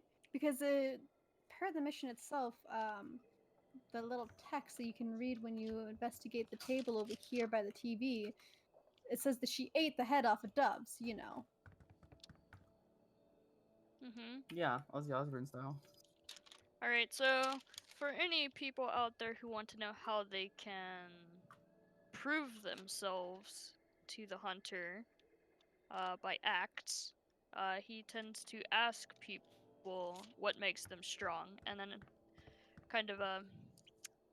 they kind of base their strengths off of that. So in the past, people have been able to prove their strength by grappling sleepers and lucids, and you can take them down, and he's been very favorable of that. You can he talks about defeating what is worthy to you. Like if there's a strong opponent to you and you defeat it, that you then need to eat it. My opponent is this bowl of cereal. So oh, don't say that. Now I want cereal. so I'm not sure how that works in terms of well, another person, I suppose. But I mean, even then, Cannibalism. Kaliwa. let's see.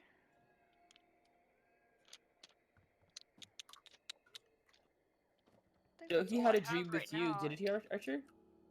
Oh, yes. That's actually a pretty fun one.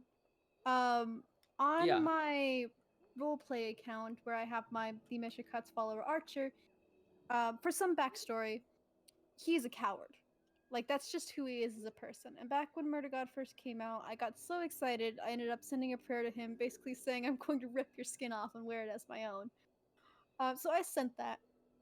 And then months later, he finally responded to it and basically made fun of Archer, which was really interesting in the fact that since my character is a coward, he actually remarked upon that, saying that strength is just fear strapped to the wheel and given new purpose.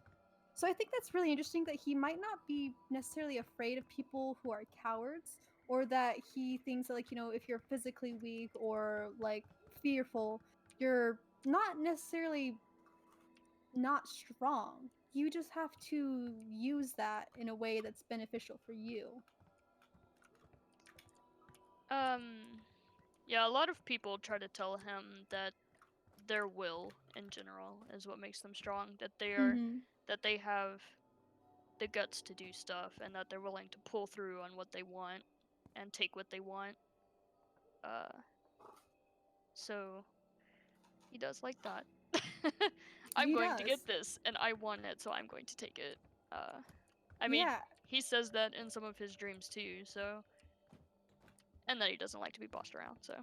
I think that's also was said in like a encounter recently with him where he was talking about or actually a kid like stole something from a sleeper or a lucid in game, and then he said that he respected the fact that, like, yes, that didn't belong to you, but now it does. So he's like full anarchist at this point. which is pretty great. I like that. I dig it. Oh I my think God, that's Cal. neat. Listen, I'm just saying, he is clearly the best god. Right, Knife? He's very selfish, yes. Yes. I've told him before that I didn't think physical strength made anything like that would make you strong necessarily, and I told him that I thought that influence was power, because under any circumstances, if you have influence over someone, you are more powerful than them, no matter if you're physically stronger than them or not. Mm-hmm. And I kind of elaborated in the fact that, of course, the voices are stronger than us because they have the most influence over us. And that voices like the Idare, who was relying on us to influence him, made him weaker. Definitely. Which I actually really like that. I really, really like that. That's cool. Especially when the measure cuts states that many of the things that we think influences them in ways that they can't control. Mm-hmm. Hmm. Yeah, like changing their names. Yeah. Yeah, Yeah. so I think we can Alright. move on to our community segment now, right? Mm-hmm. Sure. Yeah. Had a nice good talk about that best god of all gods, so you know. Oh my God, Cal, just go play Fortnite already. No. Why would I play Fortnite? It's clearly the inferior of all games. Alright, go play some Apex. There we go. They have Now a you new got map it. coming out. Yeah, let's go on the- play on the Double third. Bloodhound. Yeah. All right, guys, we're gonna extend this podcast for another hour because we're gonna talk about Apex now. Oh God. Cal, please. I'm a caustic main, and I know what you're thinking already. It's okay. Oh, God. Oh, big mood. Anyway, let's stay on topic with the Blackout Club here. Let's move Uh-huh. on over to our community segment, Community Spotlight September Edition. All right. Pharaoh, you're staying right here while we talk about Apex. Yeah, Sparrow, you can't leave. All right. So first up on the list is actually Sparrow. Looks like we've got a real fun here that I just need to make a little bit bigger so I can take a good look here. Because it looks like it is a fun little fic. Yeah, it's a blog Sparrow has going on. She's turning her interactions into written pieces. And Ooh. there's multiple there. And for her big writing pieces, she has included word counts and trigger warnings. So the link is in chat. The radio read zone, which I thought was a really cute name. Radio Read? I thought it was Radio Dread. Dread. Oh, did I read that wrong? Oh, Radio Yes, you Dread did. Zone. I was thinking like Radio Quiet Zone, Radio Read like a library, but I guess Dread works too. So go to Radio Dread Zone. Who knows what Radio Read Zone will give you, but yeah, Sparrow has a lot of. I just love that idea of like taking our interactions, which we experience and give us such euphoria, and then putting them into actual written pieces. It's just like that's a brilliant idea. Yeah, that is a really good idea. I agree. Honestly, I love that so much, and like, I love the fic that people bring out into this community as well, because there's just so much opportunity for people to interpret their characters different ways, and some of the best writing I've ever heard is coming out of this community as well. Like, it's great, and I can't wait to actually take a look here at what Sparrow's done, because I did not know that this was a thing, and now I'm really, really excited because I was like, oh no, I've already read all the fanfic in the Blackout Club community. Nope, there's more. Yeah, we have a couple. New writers popping up this month that I had no idea of, that I was just so delighted to dive into. So, and Malf says that Cretaceous does the same thing. So yeah, if they want to submit and be featured on next month, tell them to hit me up. Hit any of us up. Oh yeah. Please do. We love writing. Writing is so good. You do gotta write more. You do. Alright. Oh, next up is this fun GIF by Shifter. which is like the quintessential experience talking to any of the gods, but specifically Speak as One in this one. Getting a little notification saying that Speak as One is out, and then immediately getting that notification, and then doesn't matter how tired you are at 3 a.m., you are raring to go. I love the Yeah. fact that there are two the IDARE followers talking and then the SAO followers like falling asleep to their shenanigans. It's just that really is quintessential. I never really thought about it like that, but I like it a lot. It's kind of an inside joke too, because we had one interaction where we just weren't like it was a group interaction, but we weren't really coordinated in that interaction, and SAO kind of got mad at us. So this was kind of made in response to that. Like we made a joke out of it, I guess. Like when SAO's out, you better be ready. That's You better be beautiful. ready. Quick, everybody, get everything together. Act normal. They're here.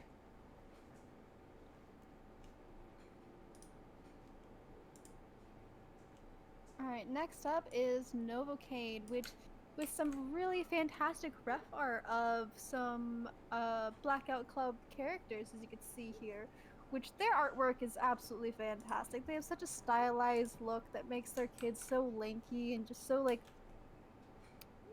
airy. Like, it just looks so fluid. Like, you can see these people in motion running around in Redacre, and the designs are just spot on. These designs are so good. Absolutely. The one there on the left, Crystal, that is a commission they did for Kirby's character. And then the one in the red on the right is Novocaine's own character. Which died, but then Red brought back to life with their Tears of Maiden truth, and yeah, the legend lives on now. They are, I think, a TID follower now. Oh, I thought it was Die For You. Or yeah, I think you might be right. Yeah. Which, that's always really fun. They're gonna have to update that ref sheet now. Yeah, I know. That's no longer accurate.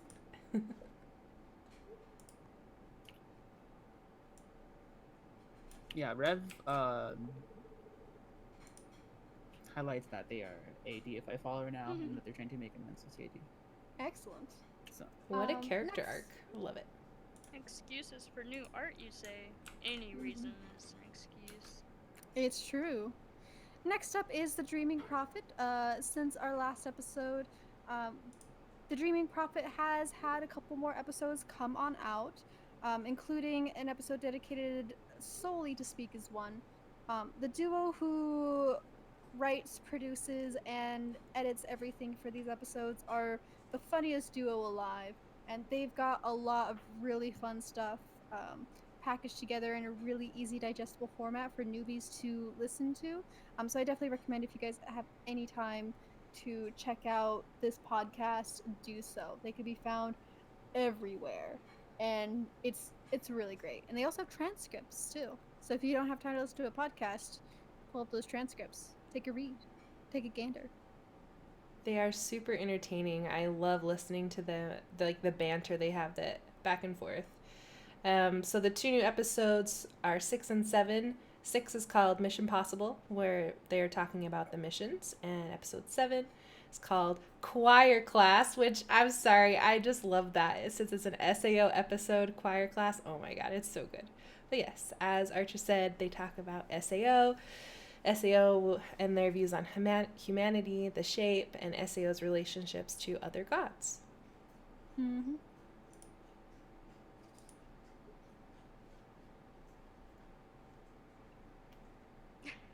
All right, here is a fun, small, short video from Psycho. Please play. Oh god. This one.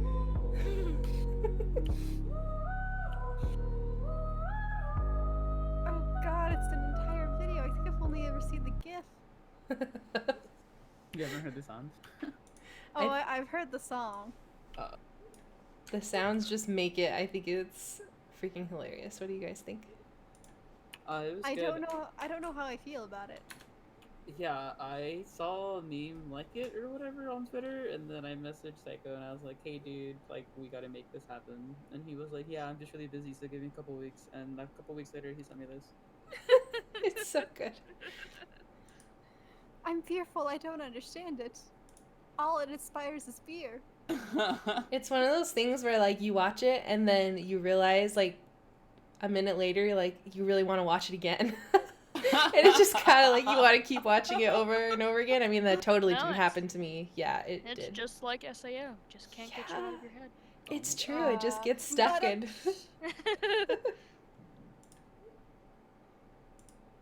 Oh, whoops. My fault. My bad. There we go. I should have submitted my meme.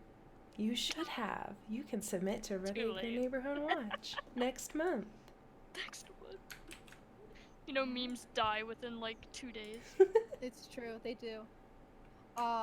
Next up we have Hackneyed Puppet, which has done some really great, fantastic artwork here, as you can see here, including Knife's own character. And then a Yeah, commission that's my for partner. oh, your partner. Aw, that's nice. And then we've got Kirby right over here, who got another commission of his character Crystal, looking badass as usual. I really like Hackneyed Puppet's work here. Like, they have some really fantastic, like, especially on that traditional piece right there for Knife. Like, I just gotta say, I'm always a sucker for traditional work and, like, marker work, because it just looks Yeah. fantastic. It's next to me right now on my computer desk, and it still smells like marker, so. Don't sniff it. Stop sniffing it. I heard that sniff. And the knife, maybe you can, if you know, is the one on the right Kirby, or is that your partner's No, own character? It's for Kirby. Okay. It's Crystal. Very cool. Crystal the giant in disguise as a non-giant. Good Love lord. it. Got Amazonian women hungering around Red Acre. Oh, well, Kirby said that Crystal goes by they and them now, so. Oh, right. I forgot about that update. It's updated. Mm-hmm.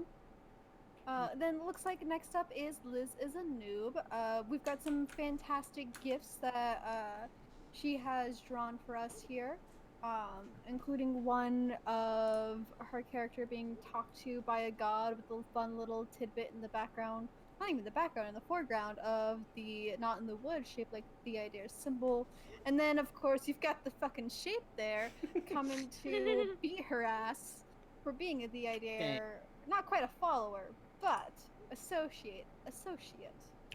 This is another one of those sleeper writers that submitted writing, and the link in the chat, Red Acre Speaks, is a Tumblr blog that Liz actually writes little snippets of different characters or residents in Red Acre and what they're dealing with. And I had no idea that she was doing that, and some of them are, the ones that I read at least, are just like very eerie and have a very like creepy, macabre horror feel, which like obviously I'm so into.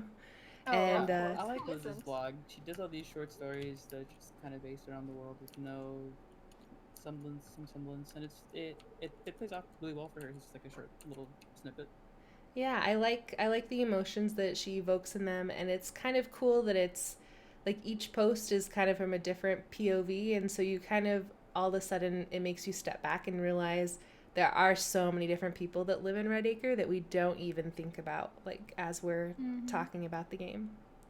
Yeah, because the world feels so small from how we see it as like kids, as our characters in game. So like I love the fact that people are going out there and exploring it and making it feel so much bigger, because it just really makes you think. And you know, that's what writing should do, is it should make you think or laugh. Yeah. But in this Should really case, put you in their shoes. Yeah, mhm. I agree.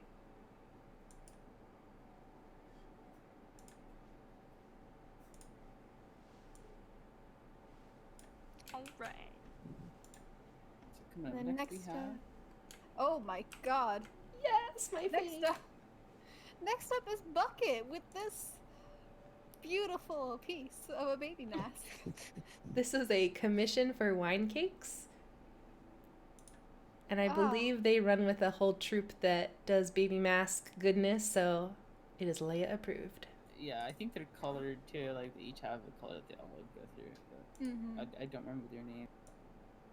I don't remember their name either, but it's really funny because I know they've posted about it before in the chats, and they have posted doodles as well of the other colored babies, which are all equally horrifying, but very, very fun. And like a random fact about each of them too. Yeah, I remember. I gotta say, I really do like the way that he draws the baby masks because it's done in such a way that just invokes a visceral feeling inside of you, and the visceral feeling is horror. It also naturally draws your eye to it. It does. Like they've got some excellent coloring techniques, like and how they're trying to make the part that you're supposed to focus on, which is the horrific baby mask, the brightest color on the piece without letting it blend into the background. Like they've got an amazing grasp of color. I love their work. I love the pointedness of their like line work. I love their coloring. It's just beautiful. Absolutely horrifying. Mm-hmm. Absolutely horrifying.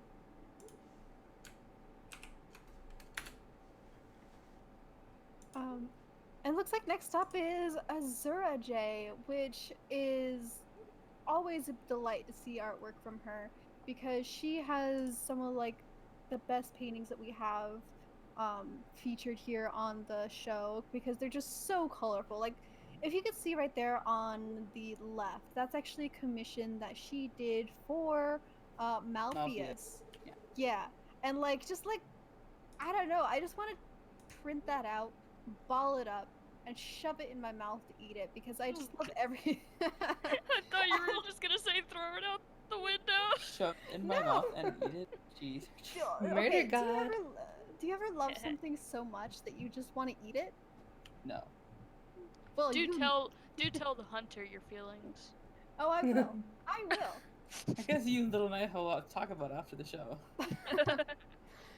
But like I just love their use of color because they use so many different types of color. They use an entire rainbow of color and they use it together.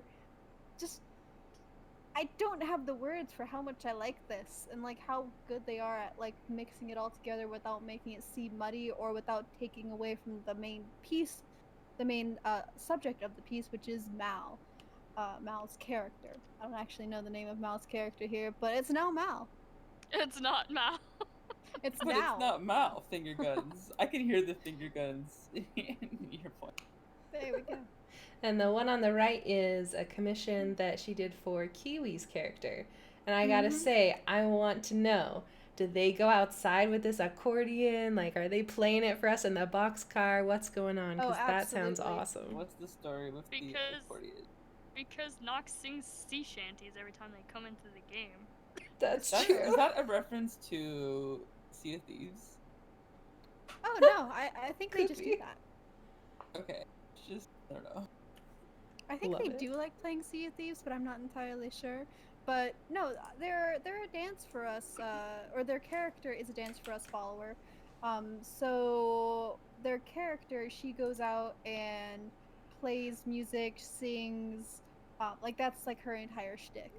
Yeah, apparently Sparrow and Rev are attesting that they actually bring a freaking accordion to the missions. So I wonder if they're playing it over their microphone. They do. That's fabulous. They do. I want to to that as Nox plays with me fairly often. Rev says that's yes great. as well. Yeah. That's beautiful. That's awesome that beautiful. they add that sort of extra immersion to their character to bring the actual accordion. They try to get us to sing along with them as well. Alright, avoiding their games forever now. Thanks. And lastly, we have a video of an animation that's a work in progress from Asteris Dragon. And the next month, crossing our fingers that we'll get the finalized version, but here is what the work in progress is.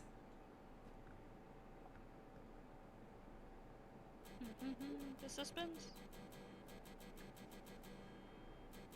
Oh, there it goes. Now that's gonna be fun. Like I know it's just like a little hint of what's to come, but I'm also really excited about it because this is gonna be great. Like we don't have a ton of like animated pieces in here drawn because I think we've got the gifts from like Liz. We've had like the memes, but like an entire. My God, what's the word? I keep wanting to say animatronic, but that's not it. That's not it. Animations? Animation. Animatics? Animatics. Animatics. What are you That's looking it. for? Amnesia? No, not amnesia. Animatic. We don't have Anemic? a lot of. Oh Oh god. God. We don't Now have a we're- lot of. Are you trying to think of animatics. like the storyboarding? No, animatic. That's the name. Oh, okay. I like how we gave I just her the kinda- word that they need, and then we keep just giving her other words. Yes. You fools. But no, we don't have a lot of those. So like, I'm really interested to see because like usually that's just. That means there's a lot more to come, and like from what we see so far of this animatic, is that they're putting a lot of detail in this. Like it's so fluid, but also so organic at the same time. So I'm extremely excited. Me as well. I can't wait to see what they come up with next. You must show us, Absolutely. Sparrow. Show us the one that you're working on. Do it. Yes. Do it. Do it. And that's it for our community segment. Once again, this podcast lives off of community contributions, and you can submit anything that you want to us. Artwork, poems, stories, songs, community guides, anything related to the Blackout Club. Does not matter what it is, like hell, you could like cross-stitch something for us and we will feature it. We just we want to see what you're doing, and you just got to show that to us. And in order to do so, you just got to DM us on Twitter or any one of us, me, Zayden, Leia, any one of us. You can go ahead and DM us on Discord as well to submit your artwork to us. And we appreciate seeing all the stuff that you do because you guys are what makes the community. Yeah, it's like Richard said, I appreciate the art that everyone sends and draws. It definitely makes the world feel more cohesive and a lot more alive than it is in reality. Everyone's own little personal piece of the Blackout Club. Mm-hmm. We're making this world richer, one piece at a time. Whether it's a meme about the shape and his dad clothes, or how Speaketh One wears pants, or it could be an entire full-length 10-minute animation that you've done about trying to, I don't know, date the shape. Yeah, Doesn't matter. I remember Noel said that it was up to him to make the world, but it was up to us to carve something meaningful out of it. And I think that's entirely what that's the community beautiful. is doing. That is actually pretty beautiful. And guess what? We're gonna do that. Yes, We're and absolutely Pidgey gonna do Burb, that. we want to see all your crochet. I crochet, and I really want to see what you do. So, hit us up. Show us. I would Alright. love a giant blankie with the giant word symbol on it, not gonna lie. That would be pretty cool. And then I can burn it and be so symbolic. Absolutely No! not. Zayden, no. Bad Bad Zayden. Zayden. Bad Zayden. Go to the corner of the boxcar, Zayden. Go.